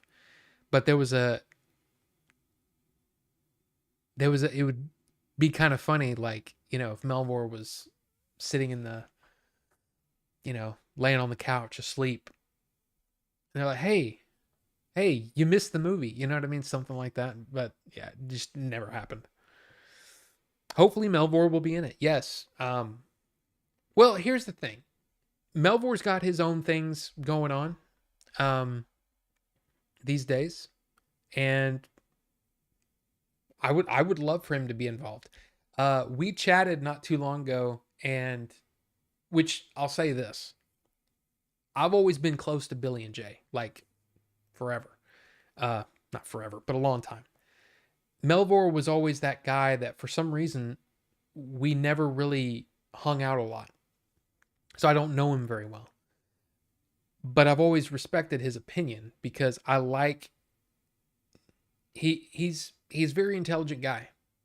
So when he called me and said that he heard about my idea and really likes the idea and would like to be involved in some of the process, I was like, dude, that's awesome. So eventually, the plan is we finish the script. I say me, I'll finish the script, first draft, and then hopefully we'll all be able to get together. Hopefully everyone will have read the script and we can sit there and kind of go, okay, this really works. This really needs some work. And this is crap and needs to be getting, just toss it. But I want to chase down, and this is what I was telling Jay today. Jay and I were together today. Anyway, one of the things I was telling Jay is that I feel like I really need to get through that first draft before we all talk, so I can get all the ideas out, and then I can present it, and then we can whatever. I don't want to get too much feedback on what I've written so far before I can get the ideas down on paper the way that I think they should be done, if that makes sense. Now, I I'm not like super tied to them though. It's a weird thing. But I feel like if I don't get them out, then I'm always going to wonder if they should have been. You know what I mean? So I'd rather get it done, then get the feedback, and then start making changes and all that kind of stuff. Because here's the thing. We don't know anything about what's going to happen. We don't know if we're going to get financed. We don't know if we don't know anything, because it's literally at the beginning stages of at least this idea. I mean, the script is the first thing. If you don't have a script, you don't have a movie, unless you're Hong Kong and you're making martial arts films. That's a lot of what they did in the 70s and 80s, which is hilarious if you think about it. And it makes a lot more sense why some of those movies would just end, because you're like, yeah, we don't know what to do now. Okay, let's just freeze frame it and credits roll. Dun, dun, dun, dun, the end. And you're like, what? How? That's the end? Anyway. But I feel like I need to get those ideas out. And I really appreciate all of the feedback that I've gotten so far. I can tell that there were some things that I was telling Jay that he may have not been 100% on, but that's fine. I need to finish the idea though before he makes a big judgment call on it. And that's the thing. Like, I could say something to you and say, okay, this idea, I want to do this. But if you don't see how it plays out, you may not get the whole picture. And I'm not saying that this script is going to be perfect. It's not. There's a lot of, in fact, we're just reading through a part of it earlier today. I'm sitting there going, man, I haven't even introduced this character yet. I've got to introduce this character somewhere. How am I going to do it? I still don't know. So it's a challenge, but it's literally like having a ton of action figures out on your desk as a kid. Did you guys do this? I don't know if you guys did this, but like, I would have a ton of action figures, and it was literally, okay, which characters am I going to use to have this battle? So once you figure that out, then you got to figure out how the battle plays out. Am I being weird? I don't know if is this weird to anybody? I don't know.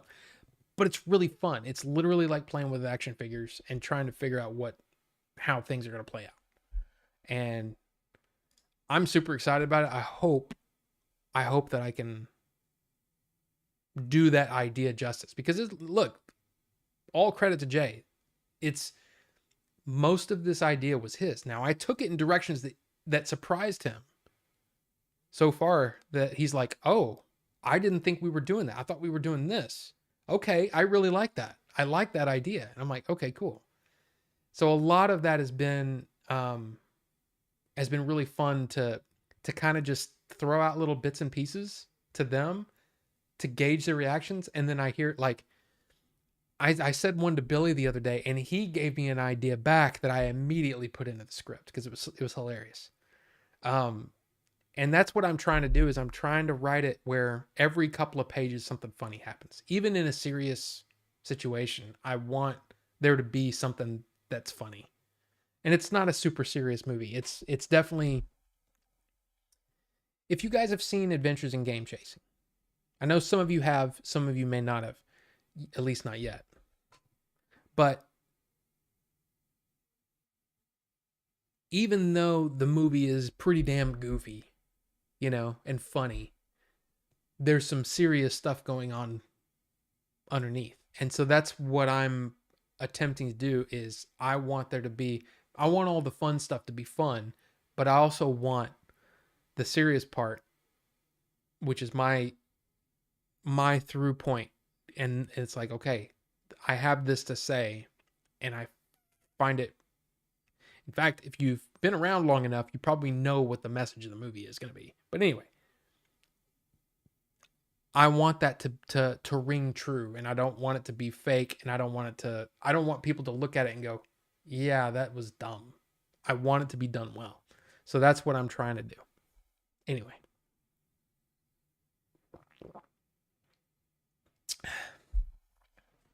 Melvor still editing that Toy Chasers episode, 6 years and counting. Yeah, Melvor's great. He really is a fun guy to be around. And like I said, it's just, it seems like whenever Melvor's around, I'm busy doing, like, all the way through the holidays, it seemed like every single time Billy was like, "Hey, we're gonna go do this thing," and I'm like, "Shit, I can't." You know, I got family coming over. Or I'm going over to do family stuff. It seemed like bam. It was so much that just continually, I wouldn't say went wrong, but I had to go do this thing with my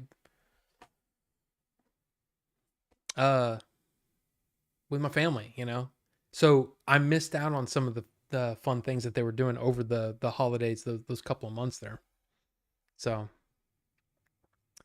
I hope Jay's Barcade is going okay. He's gone quiet on that. Want that dude to succeed. I don't honestly know, but I will say, man, he's got some competition now in the Dallas Fort Worth area, because I'm telling you that Cidercade was amazing. And I don't, like I said, I don't know why I said like I said. I've never really said anything about it. I don't know everything that he's got planned for the Barcade, but I just know that the Cidercade was like, I can't believe this is a thing. There was like every era of arcade machines was there. Like, I was thinking about, okay, when I was a little tiny kid, what game would I like to play? Oh, there it is. Okay, I'm a little older, like 8 years old. What arcade game would I like to play? Bam, there it is. Okay, now I'm 12 years old, and I like to play these kinds of games. Is that game here? Bam, there's two right next to each other. Okay, that's awesome. Okay, now I'm 15. You know, 15 is right around the time that all the fighters started coming out. Of course, they're all there. And then as it, you know, you keep going, and it's just like, this place just keeps going. And it was insane. It was insane how big this place is. And it's not too far away from me. I say that, it's probably still like 30, 40 minutes away from me, but it's not that far. And then I really enjoyed all the, it was like $7, I think. You get a cup and it's unlimited soft drinks. I'm like, dude, this is awesome. It's really, really awesome. Now, I didn't do any drinking or anything, whatever, but the whole, you know, it's interesting stuff. I hope he does well too. I'm not sure where he is on that or anything like that. I know he's still getting stuff because I saw some stuff the other day. So, yeah. No, not weird. Okay, so you're talking about the action figures thing. I thought that was maybe just me, but I mean, I did some battles like you wouldn't believe, you know, back in those days, including, and I've said this before, but like setting them up on the side of the sink and having like a, this is so, again, gets the mind like, holy crap, this kid could be a little off. You know what I mean? Just a little off. A pool of like a bowl with water in it. And then have a little bit of, I put a little red food coloring on a guy's chest or whatever, and I'd shoot him and knock him into the water. And as he fell, the food coloring would look like blood in water. That's the kind of crap that I would do. Blastoise, what's going on? How are you? Good to see you. But yeah, that's the kind of stuff I would do.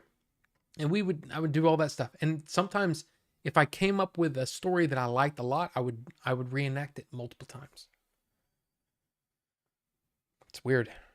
Have I checked out The Legend of Vox Machina? It's pretty funny. I don't think so. Okay, wait. Knights of Old. I'd set up a massive battle in my room, get down from POV of the figures, take forever. We'd be done set up, and mom would be like, okay, time for the friend to go home. Yes. It wasn't a music idea from Billy. Oh, it wasn't a music idea from Billy, is it? Because his music sucks. I like Billy, though. Good dude. No, it wasn't a music idea. It was literally an interplay between characters. And yeah. Yeah. How long is the Magnus edit of Adventures in Game Chasing? 36 minutes. Look, the thing is, there are people that, yeah, they don't like things like character development and plot. They just want to see action. And that's fine, but I don't understand why you would want to take a movie that already works and take all the character motivation out of it. I don't get it. But then again, I don't have to watch his edits, do I? I do level and combat design for video games, so it directly translated. I didn't realize that. That's really awesome. That's really cool. I hope everyone's day went well. I mean, look, I had a day. Last night was interesting because all the Google crap that I had to deal with, and then today was taking said thing to a place where things are happening. Very excited. Very excited. Very excited. I played Christmas Robotica at my parents' house and almost got thrown out. That's the song I still haven't played for April. I played that Santa Pez song over and over, which annoys her. I don't know if she would even give the Christmas Robotica 4 seconds. Maybe if I played the video. I don't know.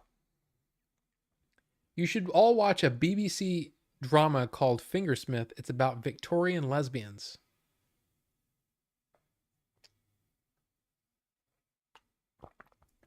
Woo. I wouldn't call this news, but while we come up with some more things to discuss, I figured I would take a quick break, and then we'd go through a couple of the things that has happened over the last week or so. Just a couple things, and yeah. So let me go use the restroom really quick, and I'll be right back. Okay, I'll be right back. Seriously, I won't be long. No fapping.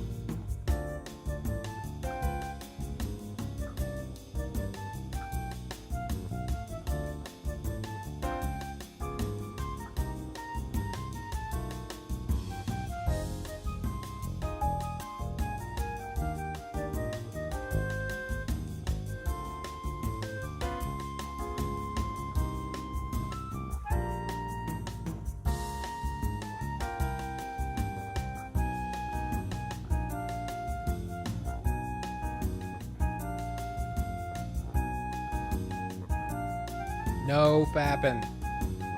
No fapping. I love Billy. It gives me so much joy, but I hate his guts for unleashing Robotica on the world. Well, that's the thing. Robotica is it's definitely a thing. When I heard it, I kept thinking this is the same kind of stuff that my friends and I would talk about doing. We never did it. We never came up with a thing. I mean, that's just the way. I was gonna say that's the way game chasing go, but it's really not game chasing, is it? And that's not my tagline. I can't use that. Mine's like do the thing or whatever. You know what I mean? The sequel video to Robotica is even funnier. See, I don't think I've ever seen that. Exactly, you know better. Yeah, but there was stuff that we came up with that we thought was hilarious, and it never came to anything other than an idea. The whole idea of like action movies based on because they continue to have movies based on all kinds of things. There's a Barbie movie coming out, all the toy movies and stuff like that, right? But there was a movie idea that we came up with and said, what if they made a movie? This was before a certain movie came out. It's like, what if they made movies based on video games? I mean, I'm sorry, board games. And then like years later, they came up with Battleship. But anyway, we were like, what about Perfection? You know? And it's like you hear, you remember Perfection, right? The thing that you push down and you're trying to put all the shapes in there, right?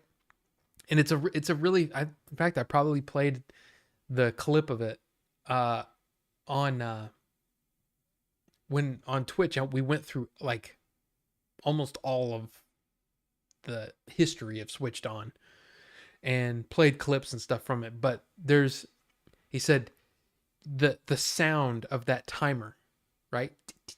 Right? And it's like you got like flashes. You have like somebody holding onto the pieces or whatever, like a close up, really close up, seeing the pieces, and then a picture of like really close up, somebody looking down and sweating, and then it goes to black again, and then you hear as the timer's going down, and then it was like it goes black, and all you hear is right and flames like this, and all the shapes start flying out of the flames and they form the word perfection, right? And then it goes black and it's like summer 2000, whatever. And it's like, that's the kind of stuff that we talked about doing. Never did it. But that's hilarious. I think that's funny. Or the, what was it like? I don't remember what, there was one, it was like called 8 Past Midnight or something. And if you can imagine, a nice like, it was something like 8 Past Midnight or whatever it was called. But I had a vision of like a river, right? Like a river, like in a sidewalk. You know how like they have the walks next to like a river or something like that, right? And it's just sitting there. You can't see anything. It's just forest, right? But there's the river and then there's the sidewalk. But there's kind of like an old-timey clock, like they have it like in town squares and stuff, but it's on like a, I don't know, it's on like a pole or something. And this old-timey clock sitting there. And it's like fades in, right? It's like dusk or something like that, or not dusk. It's almost midnight, right? So it's dark, but you can see what's going on. But you don't see or hear anything. And you see it's like 12:02. And through all of the, as time passes, you hear, the sounds of like you're standing there and looking down the river. But then all the stuff starts going down at 12:08. And it's like, but you can't see any of it. You just hear it all. You hear, like panthers and freaking planes crashing, and all of this stuff is going down, and you see like you hear the explosion, and then you can see the explosion light up the forest, right? You can basically the reflection of that light off of the things. But all you're doing is you're locked into sitting here there watching this, and you're just hearing it all. And it's stuff like that cracks me up. It always cracks me. I mean, it's like that. Everybody would be pissed off. But anyway, I offered Billy money to take off the Top 5 Friday song. He declined. Also, Jay played Robotica in his stream once and took the mickey. He's played it multiple times. And Wraith, welcome. Welcome. Glenn Harris, welcome too. Got back from grocery shopping. What I miss? I mean, all the things. You guys should make fake movie trailers for board games. That would be great. Yeah, I mean, but it wasn't. See, that's the thing. That's on the. That's on my old podcast. Billy and Jay were never on that podcast. This was a podcast that I did with a couple other guys, but it was something that we always wanted to do, stuff like that. And then there was one. Brian actually, I think he actually made it. He missed FAP time. I had to pee. But it was called Muddy Boot. And you know how like movie trailers, they have that big sweeping did I talk about the Mandalorian trailer? Not yet. But yeah. I mean, technically there's not a whole lot of stuff to talk about. That is one thing I wanted to discuss a little bit, at least. But you know that dun dun dun dun dun dun dun dun dun, right? In the drums and all that kind of stuff. It's literally just, from black, it fades in, and it's just the close up of a puddle. And all it is a boot coming down. And as the boot hits the water, the music really kicks in. And then it just, the foot just stays there the whole time as this really big sweeping music is being played. And then it's Muddy Boot, coming summertime, whatever. And it's like, that's the kind of stuff that used to crack us up. It's just these stupid movie trailers. And you're like, I have no idea what that movie is, but it sounds awesome. It sounds like it's going to be epic, but I have no idea. Anyway. Why did you stop the podcast? Was it just life and moving away? Yes. Yeah. We started the podcast in 2005. Back when podcasting, this is pre-iTunes, almost everybody. We had a pretty big following at the time, and we pretty much quit in 2007, but we did 2 shows a week. So we were hit it hard. We had offers from Sirius. And Sirius wanted to change the show. They're like, "Oh, we think you're funny. Can you do, instead of doing these 3-hour shows, can you do 2 30-minute shows a week?" I'm like, "No, that's not what our show is." So anyway, I mean, looking back, we probably could have tried something, right? And we were way, way ahead of everybody. I mean, we were pre-Joe Rogan. We were pre-Kevin Smith. It was insane. And how many listeners we had, how many followers, well, not really followers. It was really just the amount of hits to our website and all that kind of stuff. We were tracking that. And it was like, yeah, we were getting, at the time, for every show, we were getting like 10,000 unique listens per show. But we weren't getting paid anything. We never got any ad revenue. We never got any of that stuff. So we quit right at the time where it started to be a thing. And we would do a show every now and then. And the last show we did was probably 5 years ago, 6 years ago, 7 years ago. I saw a shaved head. It was just one of those things. But yes, it just became more work to get there to do the show. And one of the guys got married and had kids. The other guy, he moved. Now he's back in the DFW Metroplex, but it's like they're on the other side of the Metroplex. I mean, it would take an hour and a half to get there. And then do a however long show and then have to drive back. So it's because of that, there was always that. It was a lot of problems. And then we tried to do a show over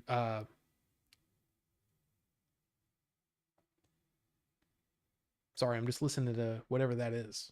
That was weird. Sounded like a plane, but then it faded out really quick. Strange. Anyway, like FaceTime. And we tried to do a show over FaceTime and it just didn't work. It just, the spontaneity wasn't there. There's a, when you're doing a comedy thing, there was a disconnect that just didn't fit our style. So we just kind of stopped doing it, which is a shame because I think it was a lot of fun. And I think we all kind of miss it in our own way. Um, but it was also very, the show would have had to change anyway because we could have been canceled many times if we had remained doing what we were doing. I'll just say that. It was basically comedy unleashed, like completely. There were no lines we didn't cross that I can think of. And but at the same time, we've all grown up a little bit since then too. So yeah, it would be weird. What I miss, I was in a webinar. Ninjinzu Games, welcome. But yeah. The foot stays there, we pan up, see a drunk Dodongo. No, see, that was the thing. It was like, who's the boo belong to? Nobody knows. That's what was funny to us. Is the introduction of something where you're like, okay, now what is this? And then you just see the title and you're like, why the hell would I want to watch that? I don't know. It's just messing with people, really.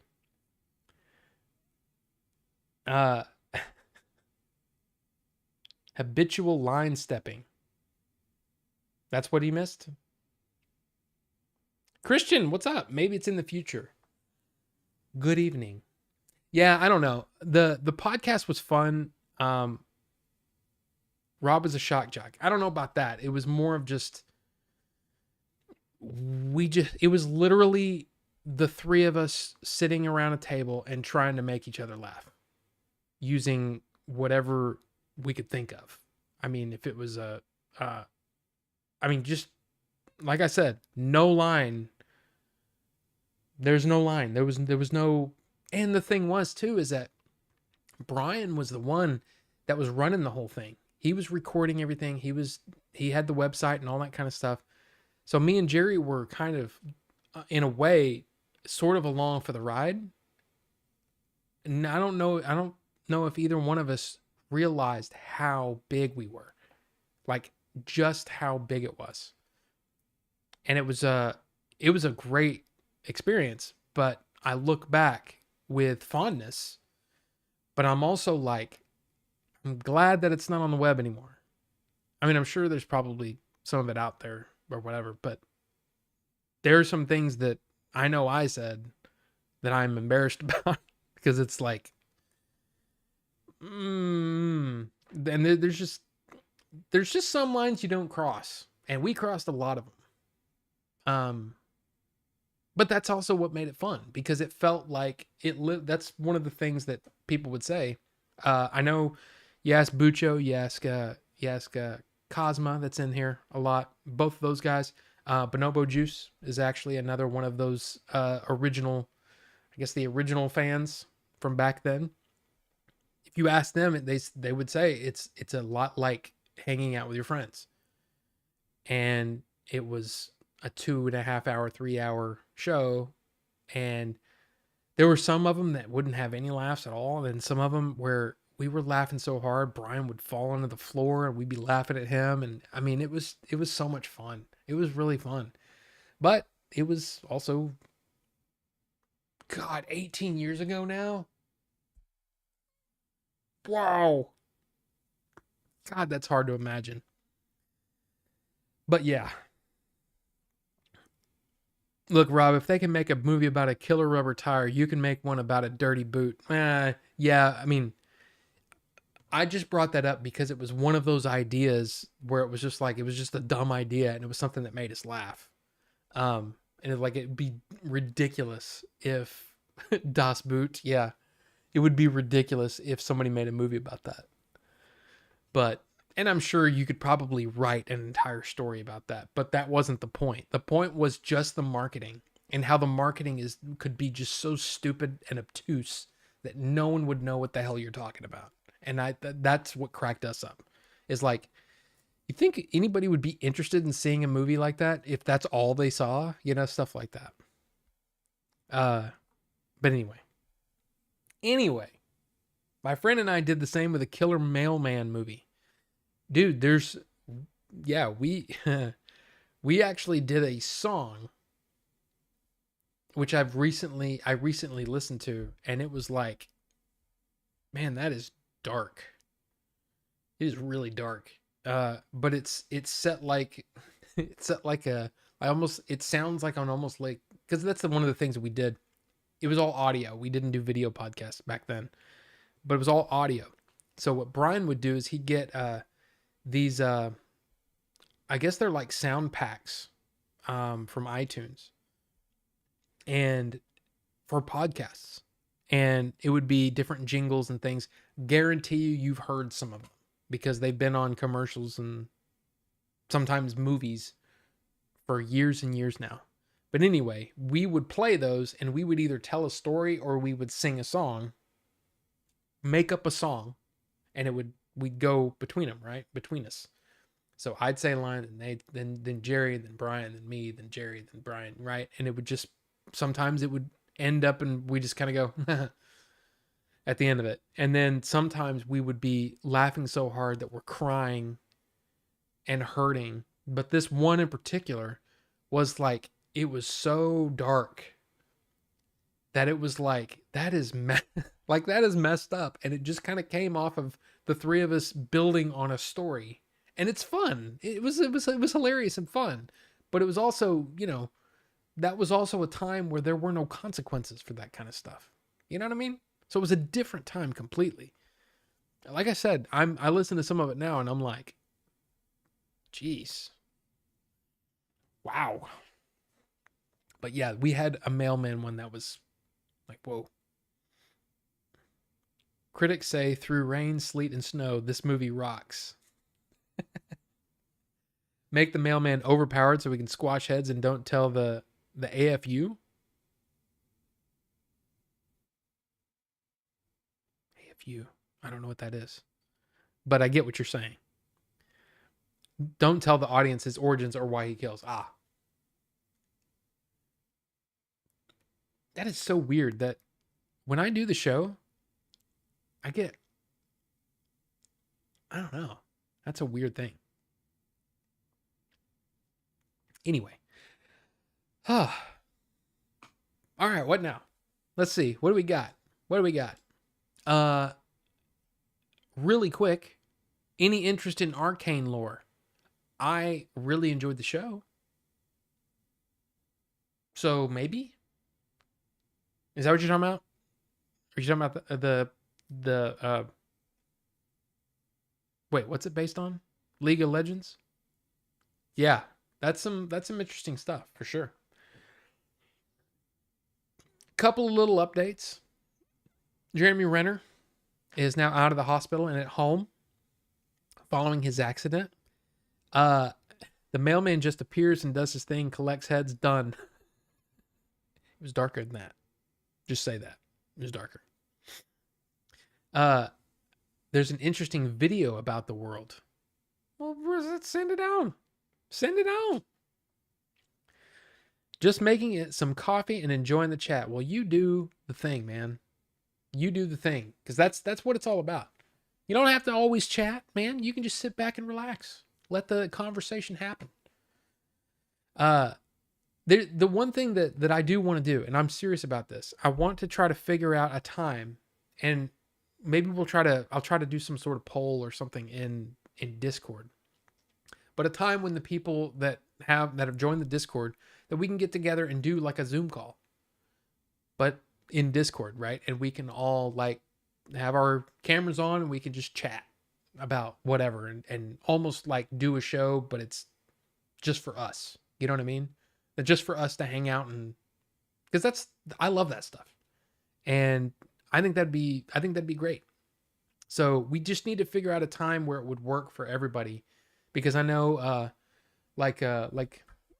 because I'm sure Leon would love to be involved, but Leon, it's 3:10 in the morning for Leon, and then it's 4:10 p.m.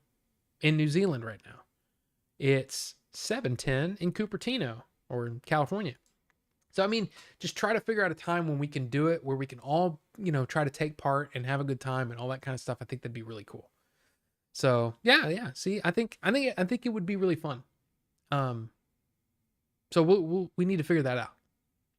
But anyway, yes, Jeremy Renner he was posting stuff about uh Mayor of Kingstown, which also premiered on Sunday, by the way, with The Last of Us. Still haven't watched it. Sorry, Jeremy, but I haven't watched it yet.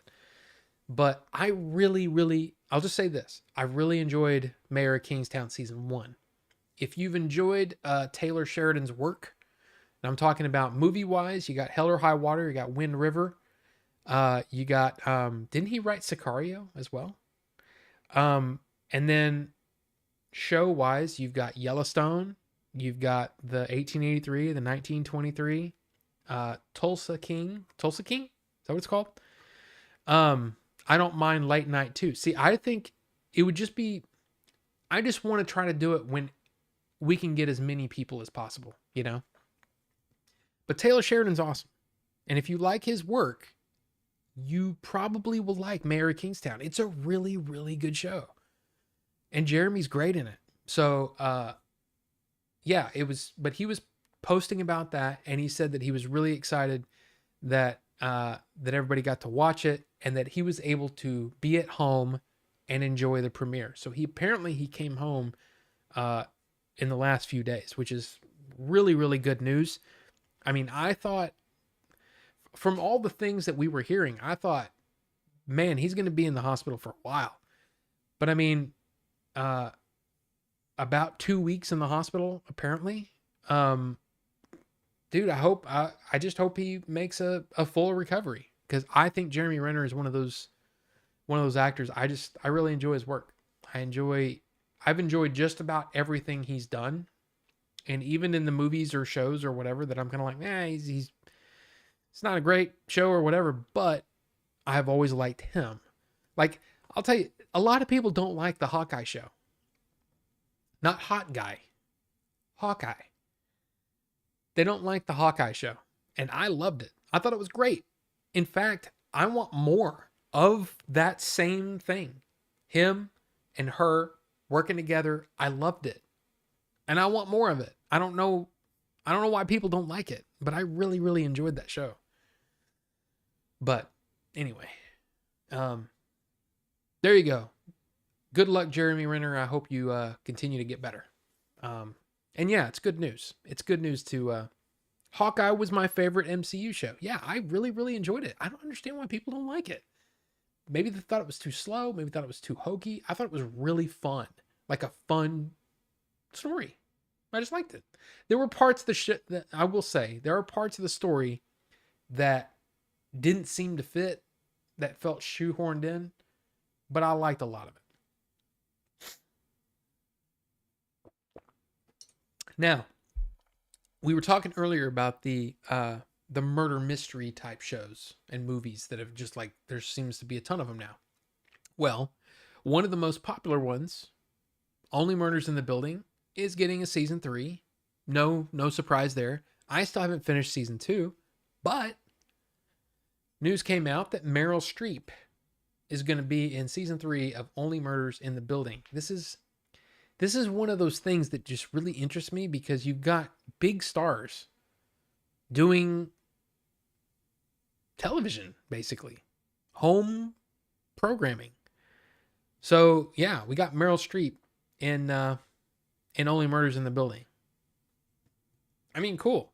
I mean, look, I'll be honest with you. I like the show. I don't love the show, but I didn't finish season 2. And I think a lot of, like, I think Leon really, really liked it. And it's because of the way season 2 plays out. I didn't finish it. So I don't know about that yet. But yeah, I mean, Meryl Streep is one of the most celebrated actors ever, right? So, hey. Ugh, okay. Yeah. Let's see, wait. When they showed Hawkeye save them from a scene in the first Avengers. Oh, yeah. I thought that was cool, too.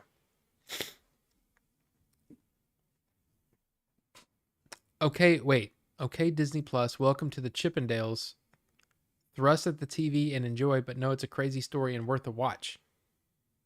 Wait, what are you talking about? Welcome to the Chippendales. I don't even know what you're talking about. Power Rangers Netflix thing coming in April. Oh, interesting.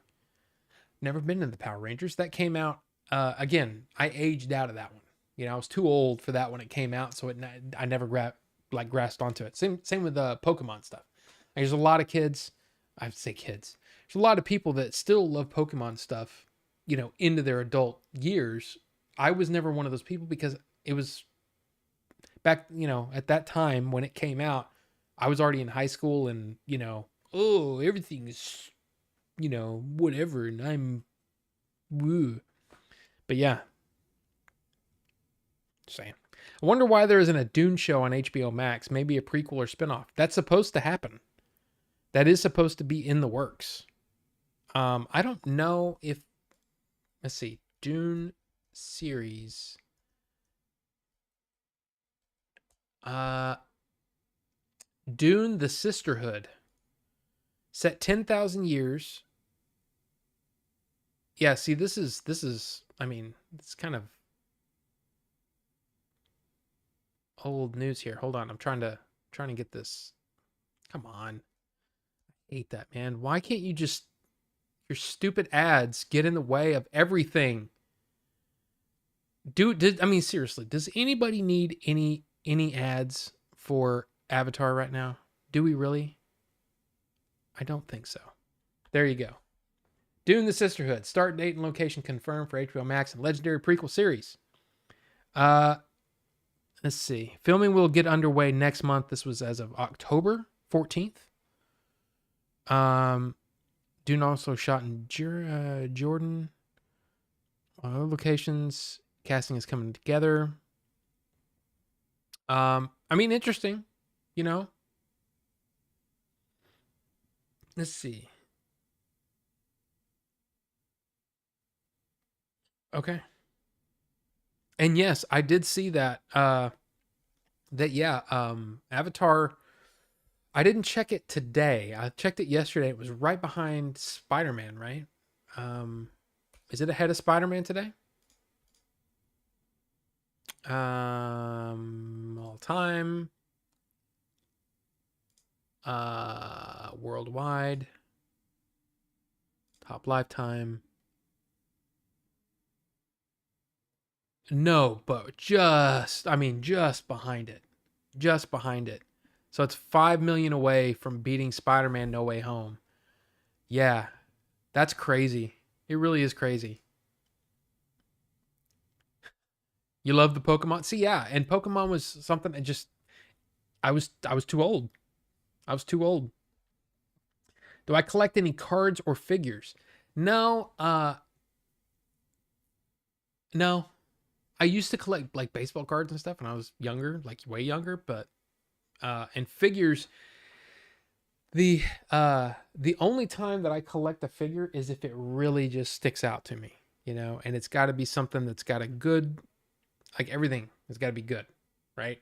Like I mean this stuff, like that's the Alien 3 Alien, right?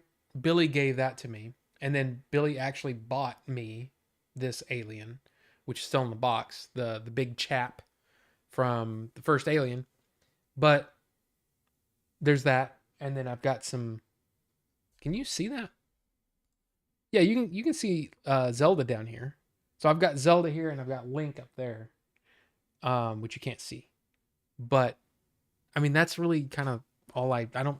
I wouldn't call myself a collector of figures at all, because most of them, and I'm not trying to say anything about anybody else, but they have to be movie accurate, or you know what I mean? They have to, or be a really cool pose or something like that.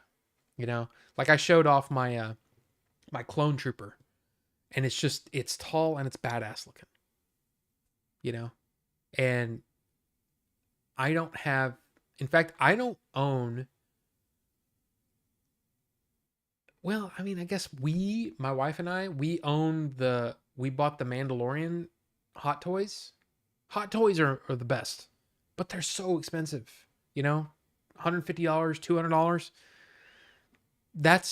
That's my style because they look movie accurate or whatever. But I can't justify that cost. We bought it because it comes with 2 Grogu.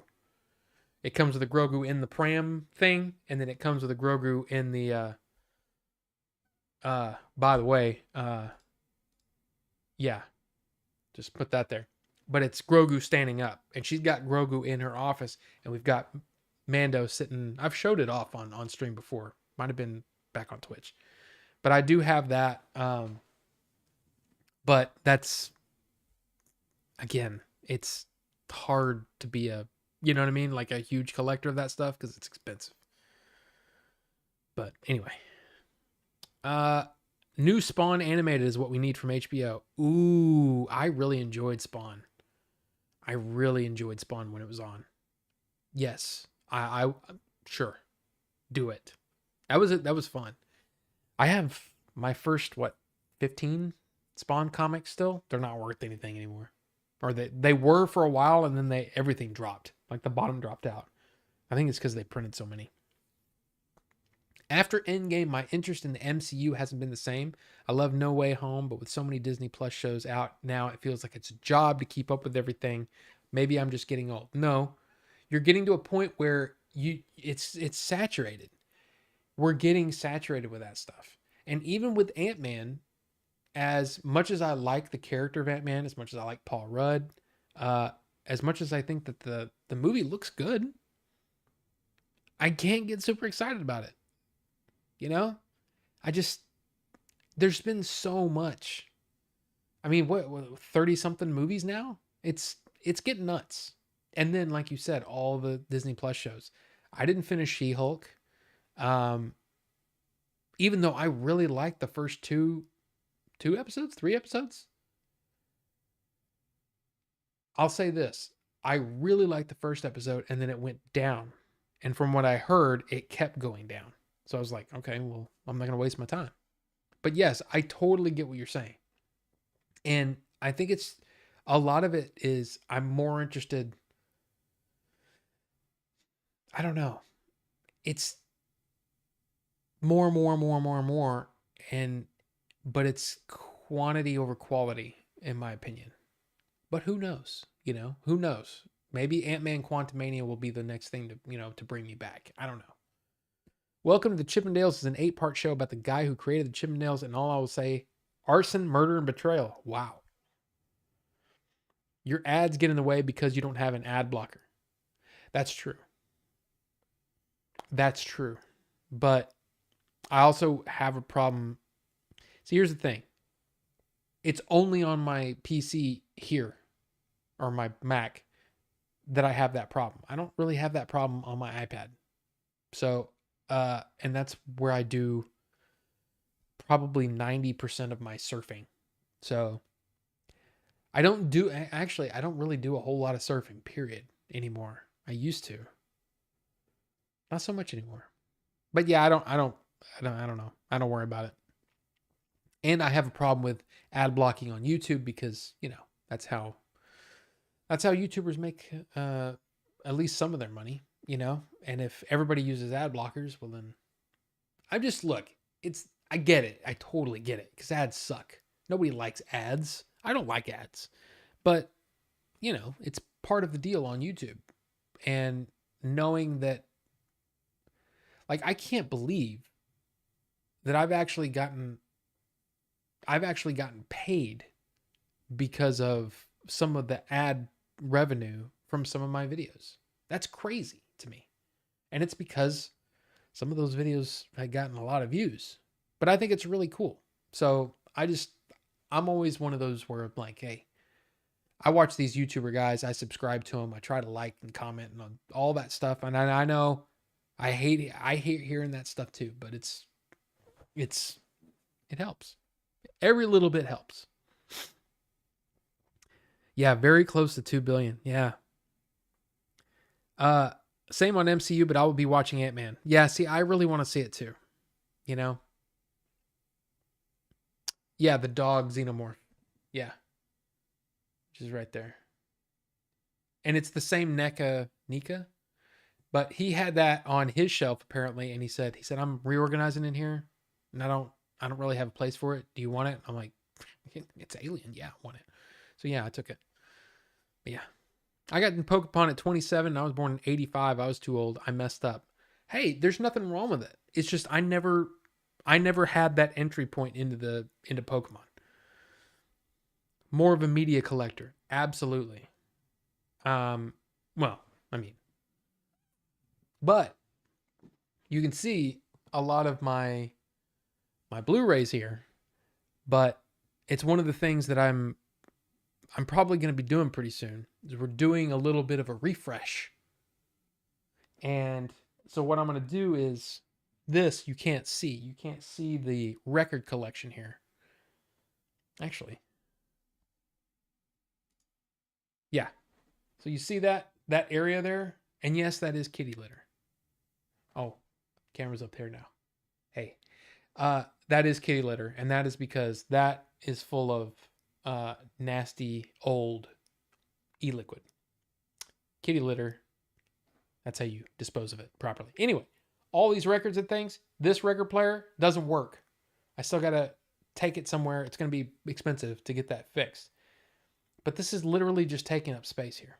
So what I'm gonna do is that whole wall is gonna be my media collection, which is mostly boxed up right now. And then what we're going to do is I still haven't figured out exactly how it's going to work, but I think I'm going to do shorts on YouTube where every day or every couple of days, I'll pull a new Blu-ray or DVD out of the box and go, hey, this is such and such movie. And man, I really like this. If you haven't seen this one, you really ought to check it out. I'll look in the back there. It's got this stuff. It's really cool. Put it on the shelf.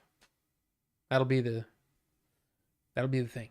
So, Todd McFarlane figures. Those are pretty cool. Some of them are cool, but some of them also are sort of a mid-range action figure that they're not perfect. And that's my problem is I want them, you know what I mean? I want to look at it and go, yeah, that looks right. That looks awesome. And some of them just I can't get behind. Even the like I have some of these the Black Series stuff. You know? Very cool. But it's just going to stay in there. You know? I love my Cad Bane. And I got I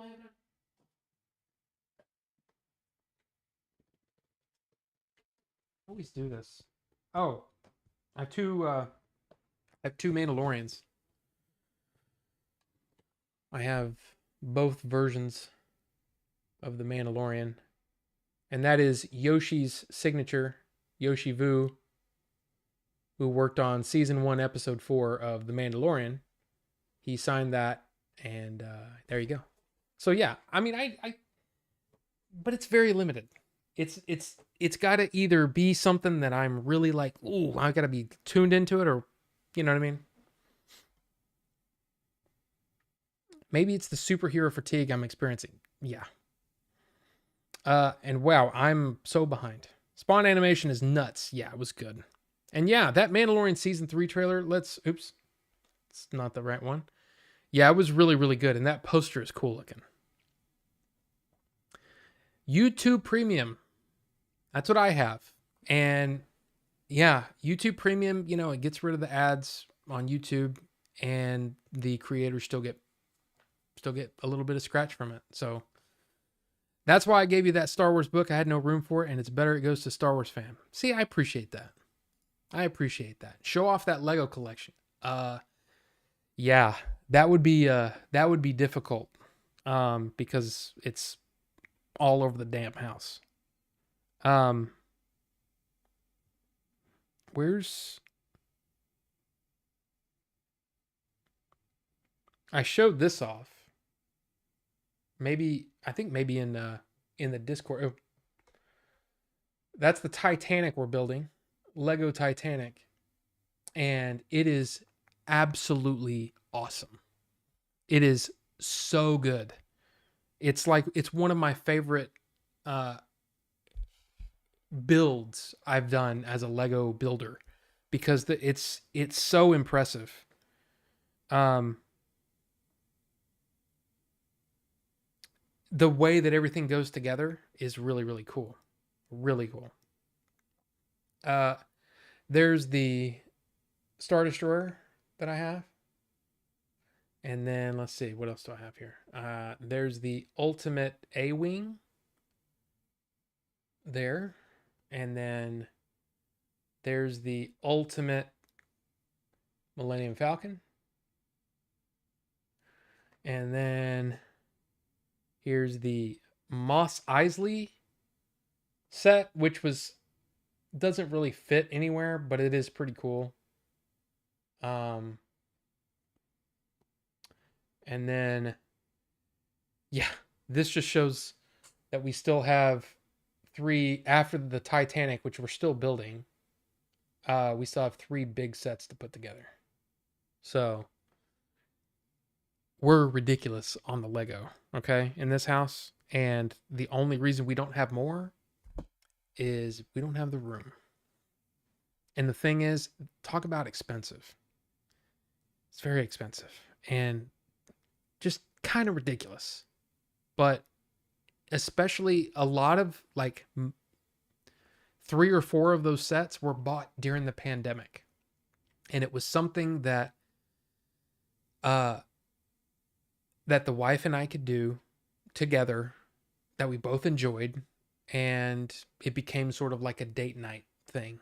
So we've continued that even through because I think we both realized that man, we don't really like being out in public with a bunch of rambunctious people and blah blah blah. So it ends up being a somewhat of a cheap date, especially when it's stretched out. Like this Titanic will probably take us all together probably a month and a half to build because we only do like an hour or 2 hours at a time. So it's stretching out the fun, I guess you could say.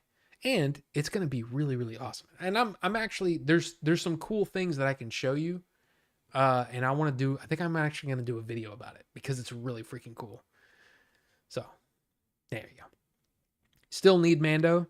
Yeah, those I was lucky because I wanted this one really bad, but it sold out before I could buy it. And so I ended up with this one.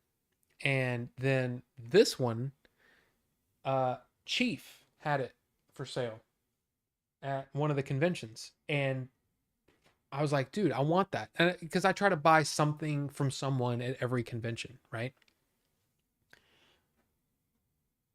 Oh, I put it in there. I was thinking about that Zelda thing that I bought from him in the last one. But yeah, I want to buy something in every single one just to support and all that kind of stuff. And then when I saw that Yoshi, because Yoshi had left early because he had a flight, I think. And I saw that he signed it, and I'm like, hey, do you mind if I buy that? And he goes, no, dude. That's yeah. And I was like, oh, I didn't know because Yoshi signed it. And he goes, yeah, he signed it because he worked on it and all that. And I'm like, dude, that's awesome. Because here's the thing. I've interviewed Yoshi. Yoshi's been on the show a few different times, 3 or 4 times, maybe 4 or 5 times. I really now I can say that we're just kind of like friends and it's cool. But there's still that fanboy inside of me that he's worked on some things that I'm really freaking like like dude, you worked on Star Wars, man. That's awesome, dude. And I've always wanted to ask him for an autograph and stuff, but then it's kind of weird to ask your friend for an autograph, so I just never did it. So this gave me the excuse to get something with his autograph on it, but it's a little disconnected. You know what I mean? And it's like it's just kind of cool. But I'm like, dude, I'm proud that I have that. I'm proud that I own that. And he actually gave me, I think I showed it off. It's right here. Sorry, it's hard to, but that's my Danny Trejo card that he got for me. He got one for me, Billy and Jay, and there's mine up there next to Link. So anyway, it's just weird, right? It's like when you consider somebody a friend, but they do some really really cool stuff. It's hard to go, man. I'd like your autograph. I think it'd be cool. but it's also like kind of weird. So Todd and Seth MacFarlane are not related. I've believed they were my whole life also. Yeah, I don't think so. I mean, not to my knowledge. Seth MacFarlane is a talented guy. He really is. Really is. But anyway, I might get that Lego Grievous. Yeah, my nephew has the Kylo Ren, and again, you you do you. But for me, my biggest problem with it is I didn't like the articulation. So I was kind of like, I know I'm super anal when it comes to that kind of stuff. You know, if I'm gonna build it and it's gonna be displayed, it's got to look awesome. And which is why I stopped buying. Excuse me, I stopped buying a lot of the. You know what? I stopped buying a lot of the regular Lego sets because they weren't 100%. Uh, Here, let me do this, and then so there's.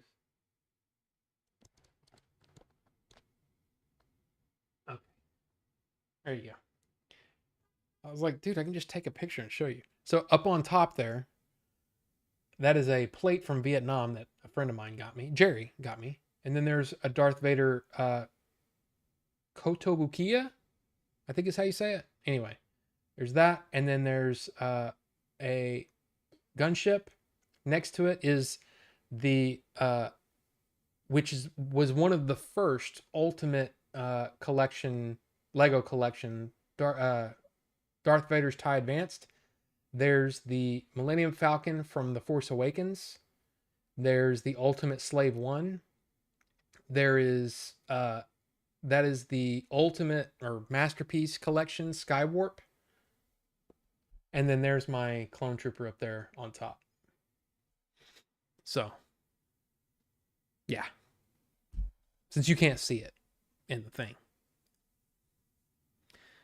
Yoshi is awesome, cool dude for sure. Yeah, very, very cool dude. And again, man, when we went to when we were in Florida and we basically talked all night, and just some of the stuff that some of the stories he was telling me, I'm like,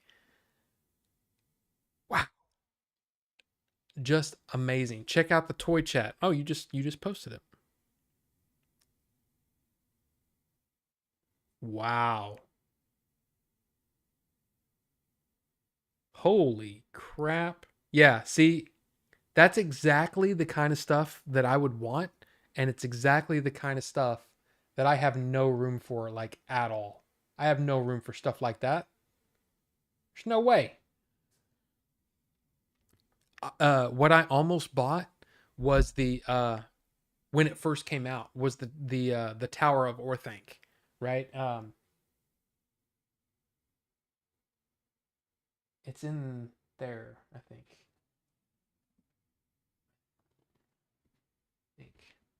Actually, I could probably just look it up. Alan Lee Orthanc. I'm gonna show it to you, but yeah. So from the movie, The Two Towers. Uh, Actually, I could probably just show you Sideshow. Orthanc. Yeah. What? Oh, that's the mini version.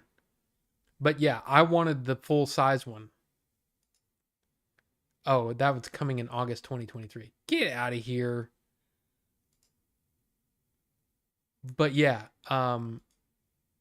where's the original? Oh, there it is. Yeah, the original one. Oh my god, it's worth $2,000. Wow. But yeah, I wanted this. And I almost it's an artist proof as well. Almost bought that. But yeah.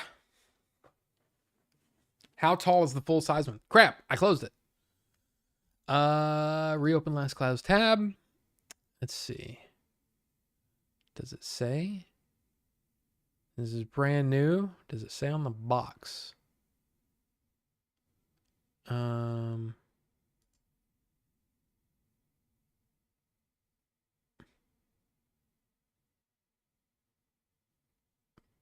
doesn't appear to be.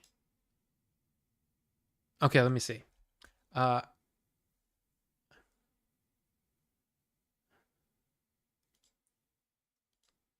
how tall? 30 inches. There you go. Yeah. 30 inches high. So yeah, it would be huge. Huge. I guess try and get the Lego one. Yeah, see, the Lego one to me is not going to be good at it. Again, I'm a stickler for that stuff. I know it sounds crazy, but look at that detail. You can't get that kind of detail in a Lego. You know what I mean? You just can't. But I really wanted that because I really enjoyed the way that was brought to life. I really, really like it. And of course, it's what Alan Lee originally envisioned when he was commissioned to do artwork for Lord of the Rings outside of the movies, before the movies. So it's really, really cool. So anyway, but yeah, um, yeah, and I remember, and see here. Okay, let me show you this. Yeah, um, I really want this, and unfortunately, I don't have the room for it. I want the Ultimate Collector Series gunship because it's one of my favorite ships, like in Star Wars. The problem with it is that it's freaking huge. It's like it's seriously like it's freaking huge. I can't. It just sucks. Sucks. House isn't big enough. That's what I told April. I was like, hey, I gotta. We're gonna have to buy a new house. We're out of room for Lego stuff. But yeah. But like, there's that one picture. Where's the? There you go. Yeah. Look at how big that sucker is. There is no place in this house that would fit. Actually, that's kind of a lie. There is a place, but I don't think my wife would like it. Nope, no basement. We don't have a basement. No basements in Texas. There's no basements in the Alamo. Her side of the bed, no. It would be above. There's not really a picture of it, but there's a. It's sort of like this cabinet where all of her like sewing stuff and some of her other stuff is stored in there. On top, it would work there because it's kind of a big square top, so it would probably work. But I can't justify it. Why no basements in Texas? Because of the flooding, I believe. I mean, honestly, I don't know, but basements in Texas are very rare because of the way that the ground shifts because of all the flooding. Also in Texas, there's a pretty big fault line that runs, and maybe that's part of it. I don't know. I'm not a, I'm not a geologist. I don't know, but yeah, I would love to have a basement though.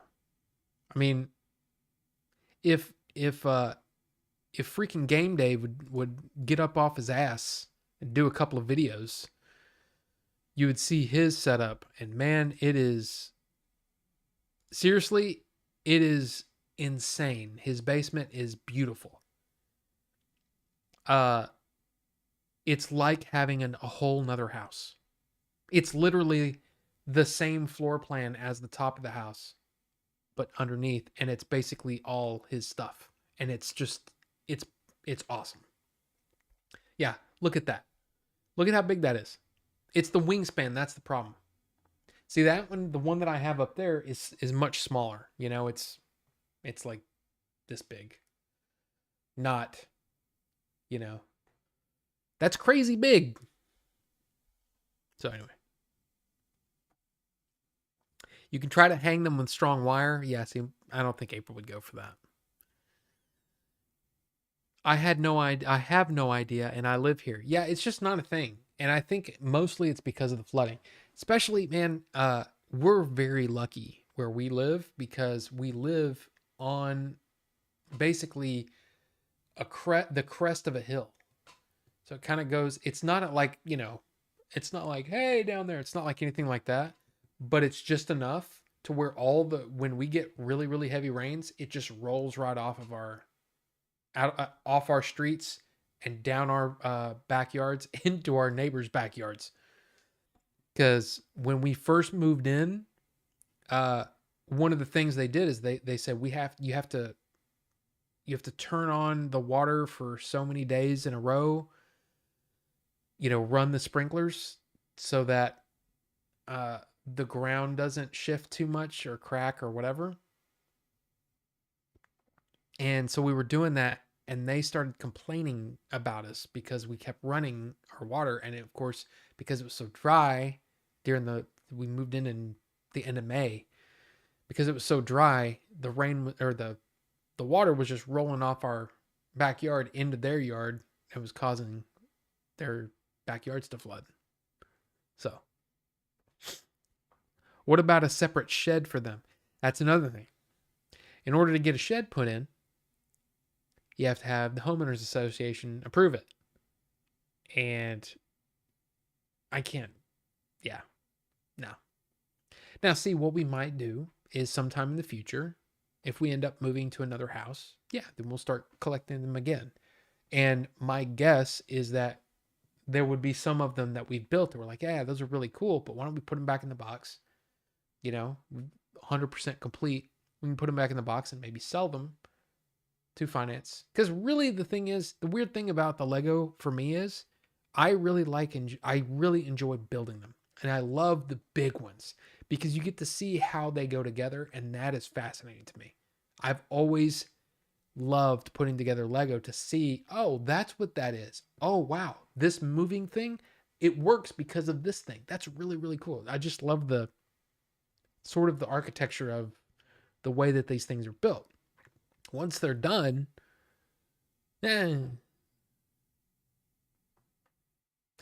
like I mean, yeah, they're cool. They're amazing. They're amazing. People come over and they look at, oh man, that's so awesome. Yeah, it's cool.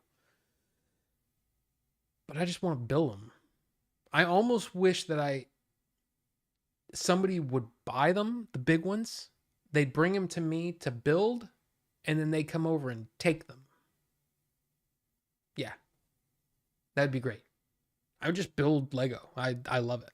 But there you go. We do have to water our home foundations or you're in a world of hurt. Yes. Yeah. And that's yeah, we do too. Maybe the council members are Star Wars fans. That sounds like an awesome side job. Yeah, but to me, most of the fun that comes from Lego is from the building of it. Because once they're built, they're not really easy to play with, or mess around with. Their utility is in having, especially these big ones. It's almost like an art piece, And at that point, their utility just goes so far. To me, it's like having wallpaper or a painting or something like that. Yeah, it's cool. Painting there, painting a. Oh, yeah, that. Oh, you can't really. There you go. You can kind of see it. The lights shining, but that Star Wars painting from Dave Dorman. Oh, this camera. Hi. That I met him, and he used to do Dark Horse, and he did that artwork. Of course, it was for Star Wars Celebration. That's an artist proof, not numbered. Indy signed it and drew a little Darth Vader in pencil on top of it. Have it framed. It's cool. I love it. But it only does so much. You know what I mean? And I don't know. It's a weird thing. That Titanic set sure is a conversation starter. Oh my God. Yeah. Oh, yeah, let's go back to the Mandalorian season 3. We'll do this to wrap up. Cuz I feel like Yeah, we're almost at 10 o'clock, usual 3 hours. And I got to do some reading. But yeah, Mandalorian season 3. I really, really enjoyed this trailer. Of course, I'm hoping to see more about Grogu's story. The trailer was really great when it came to kind of showing some of the stuff that they've teased in some of the other shows. Um, the the sort of how did he get out of the, because he was there for Order 66, how did he get away, who saved him, all that kind of thing. Did he save himself? There's so many things we don't know. I'm really intrigued about that. Of course, all the drama surrounding the dark saber with the leader of Mandalore and all that kind of stuff. There's a lot. There's a lot to see here, and it's going to be really, really interesting. There was really cool stuff in it, and there was a Kowakian monkey lizard hanging out in the tree. In the first season, if you remember, they were being roasted on that planet on a spit. Here, they're roaming free.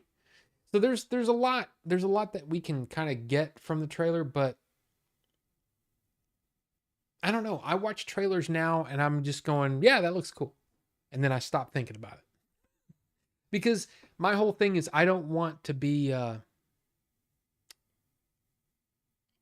don't know. I want to be surprised, and I don't want to be sitting there with a checklist going, yep, they did that. Yep, that's what I thought. That's if they do everything that I think they're going to do, I'm disappointed because I'm just a dude, you know. These are the people that are, taking Star Wars from here to, or from here into a new thing, right? And we're seeing something that's going to last forever.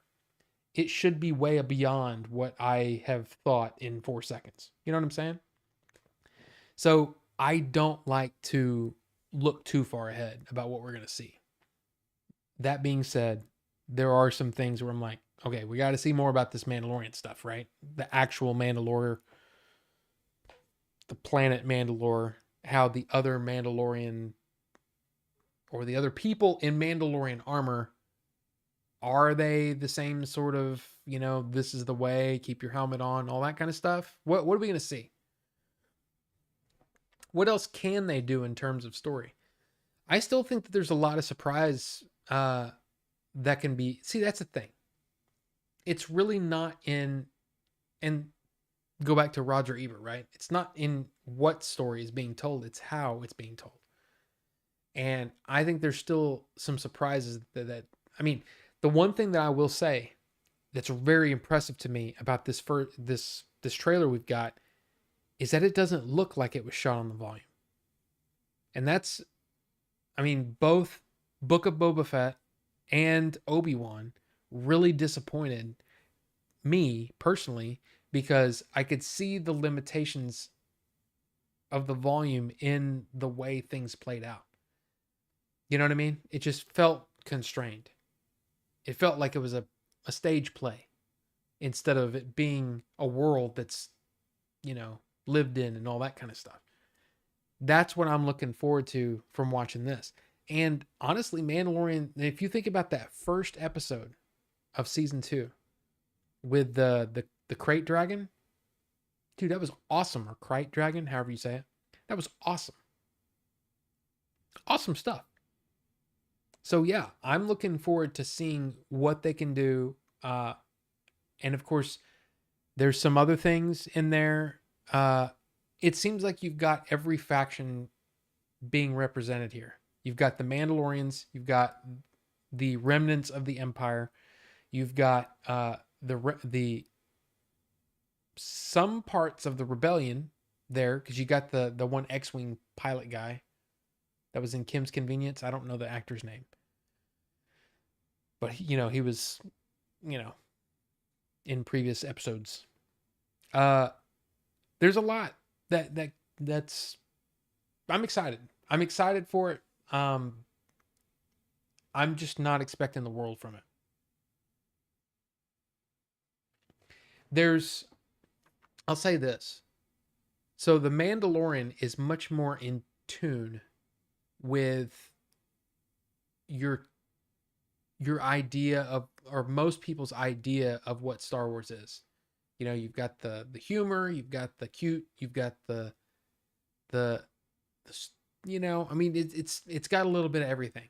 It's the mainstreamist Star Wars story we've got going right now. But then you've got Andor, which is almost like the deep cuts. Andor is the one that intrigues me a lot more. I still like when they show the trailer for Andor season 2, I'm still going to be like, yeah, that looks cool. Okay. Wipe my mind. Because I want to be surprised by what I see, you know? And yeah, it's like 5 years after Return of the Jedi, but it's still the remnants of the Empire because there are TIE interceptors in that shot. But I love the idea that, you know, the Mandalorian walks into a bar for droids. What the hell's going on there? I don't know, but that'll be interesting. The fact that he takes R5D4, which I don't know about that. That almost seems, it seems weird to me.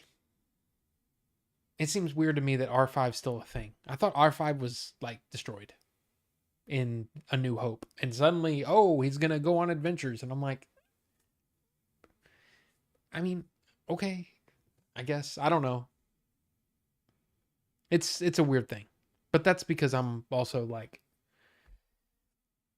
there's so many different ways that you can tie in a bunch of things. And I really don't need any of that anymore. What I want, just tell me a good story. Don't try to sell me on something else that's coming. Don't try to make me think ahead or look ahead to what, you know, no, just tell me a good story. Just, that's it. That's what I'm interested in. Don't need to ever see Luke. I'll be honest with you. Don't ever need to see Luke again. Ever. I love Luke. Luke Skywalker is probably the number one reason why I'm a Star Wars fan, right? When I was a kid, everybody wanted to be Han Solo. I wanted to be Luke. Luke is my guy, right? But I don't need to see anymore. You're not going to have Mark Hamill. You don't seem to want to, you know, try to recast Sebastian Stan. You don't want to recast. So just move on completely. Move on from all of that. And do something. That's my biggest thing. Is do something new. That's what I love about Andor, is it felt new. It felt different. And that's what I want from Star Wars. I want a good story. But see, that's the thing. You want to tell a story about what Luke was doing in between, let's just say, A New Hope and Empire Strikes Back. Totally within your rights to do that. There's a lot of issues. There's a lot of things that you're going to have to toe the line if you're going to try to do something like that. But if you have a good story, I'm on board. I'm on board. I don't care if you recast. I don't care if you're doing the de-aging stuff. If it's a good story, it'll be good. Period. It's all about the story. And The Mandalorian is a very simple story. And it's the base Star Wars thing that's going on right now. The prequels the sequel trilogy was that. It was Star Wars for the masses. The Mandalorian is the continuation of that. It's better than the sequels, but I'm just saying, that's what that is. And I'm fine with that. It's great. I love the first season. Second season, a little has problems. But yeah, I'm down. But give me more of the stuff like Andor. Give me just stories that I didn't even know needed to be told. And do them well with the kind of care and the kind of the kind of craftsmanship that was brought to Andor. I want to see that in multiple different eras, multiple different stories. So, yeah. And yes, Jabba is a Hutt. I loved R5, one of the few Star Wars figures I had as a kid. But see, you get what I'm saying though, right? The more that you tie in to other things, the smaller the smaller it becomes. And it's like, I'm sorry, but I've met probably thousands of people in my lifetime. But when I walk down the street, I don't trip over, 4 people. But of course, I live in a bigger town than some people. But I don't trip over 4 people that I've already seen or I've already met. It doesn't happen. I rarely run into people I know. In a galaxy, it's hard for me to believe that you're just going to continue to run into the same people. And that's why I'm like, it's so constraining what they've been doing. And they've been limiting themselves on the ability to make something new, which is why I think Andor is so much fun. The only character we've really met before, well, we met Mon Mothma before, but you had Mon Mothma and you had Andor. Everybody else was new. Everybody else. Love it. So anyway. So I guess it's like Smokey the Bear. That's exactly what it is, Wraith. Jabba actually has a last name, and I can't remember what it is. It was in some comic, I think. But I think he actually has a last name. What if it's Da Hutt? There it is. There you go. Oops. That's his name. Jabba Desilagic Tiur. Doesn't roll off the tongue. But yeah. There you go. And see, that's one of those things where I'm like, okay. The whole reason that some of those names are like that, Jabba the Hutt, R2-D2, Chewbacca, they're meant to be for a child to be able to pronounce. As soon as you start adding a bunch of stuff, it's just like, okay, it's fan service. Or not fan service. It's fan fiction. Don't care. Anyway, sorry. I wanted to be Darth Revan after I played Star Wars Knights of the Old Republic. I just bought those on Switch. So, and yeah, I'm looking forward to the remake too, but apparently the remake's on indefinite hold. So I'm going to try to play them. Wow, first Salacious B. Crumb and now Jabba. 2025 minimum. But it's I guess my thing is, some people don't know. Some people don't think that they need something new. And I feel like there's been a lot of resistance, no pun intended. There was a lot of resistance to some of the ideas in the sequel trilogy because it went against what they thought would happen. But the problem is we didn't get to see the resolution.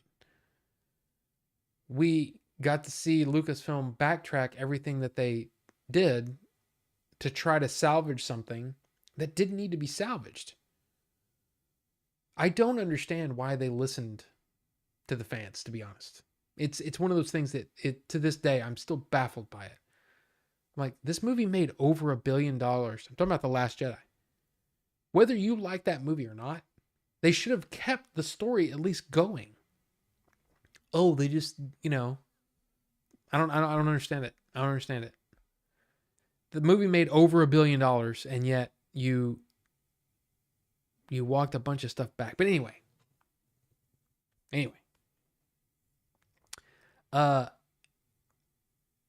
Cool. At least it's going to come out one day. Well, yeah, one day, hopefully. Cool. At least, let's see. Yeah. Play Knights of the Old Republic if you haven't. Look, it's on the list. Trust me. I want to play it. Totally want to play it. But we'll We'll see. We'll see when I get to it.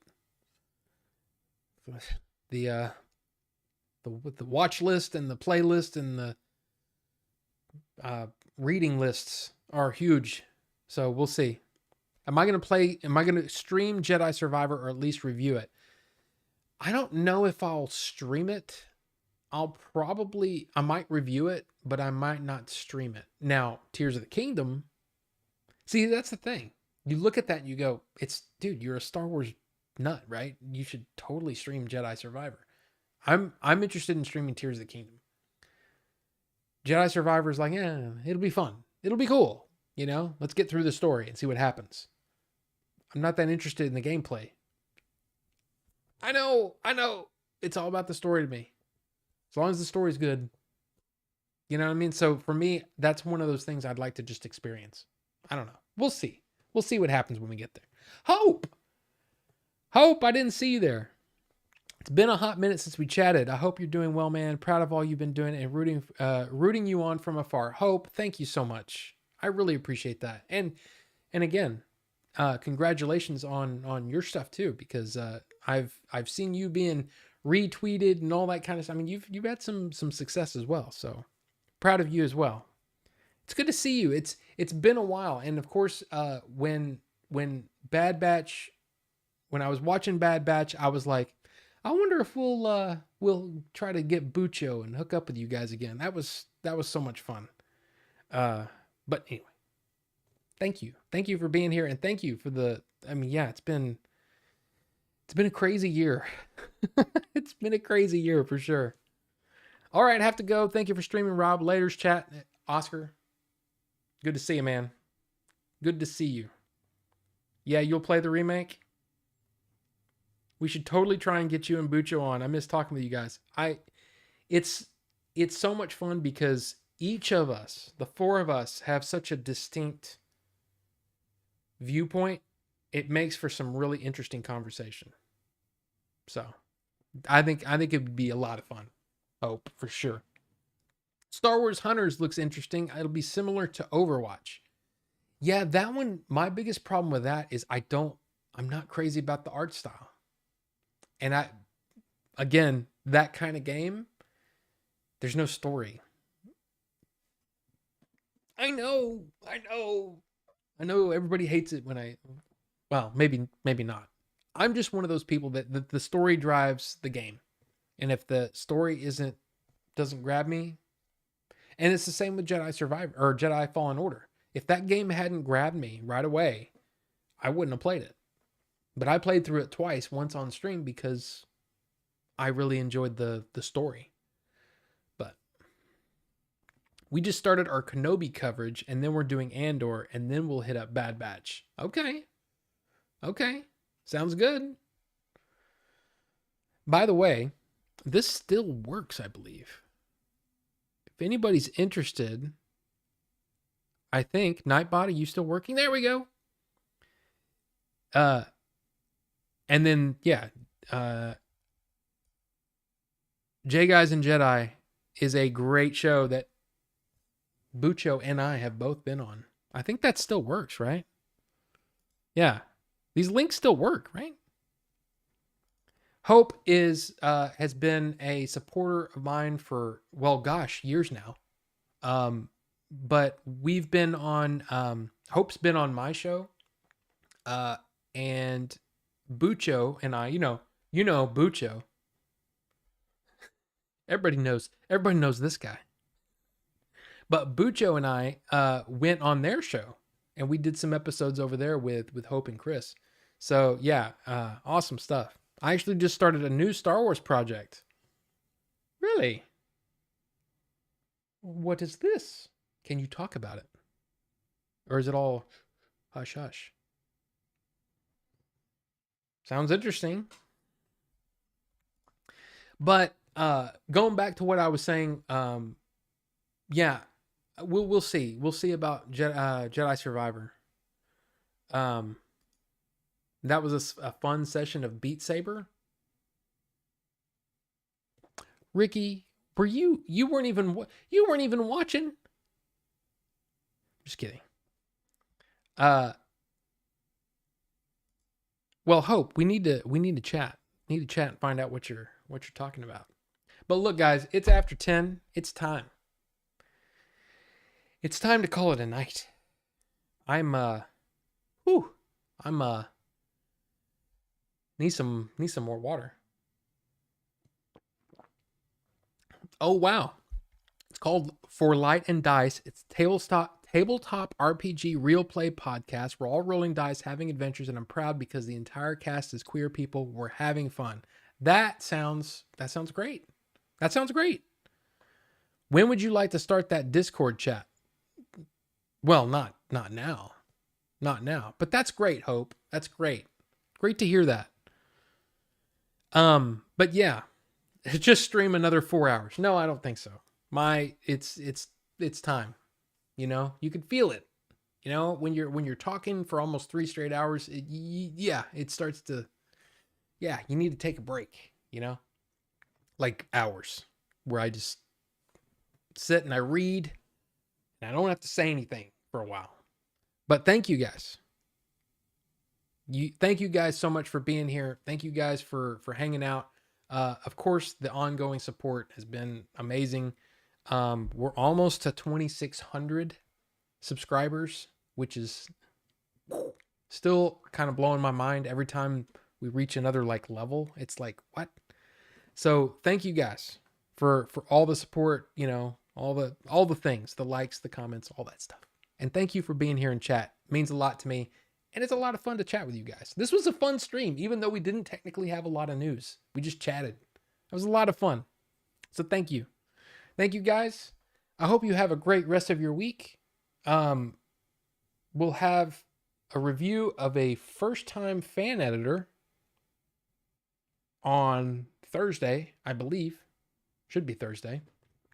So look out for that if you're interested. And yeah, you guys have a great night and a great rest of your week. We'll see you then.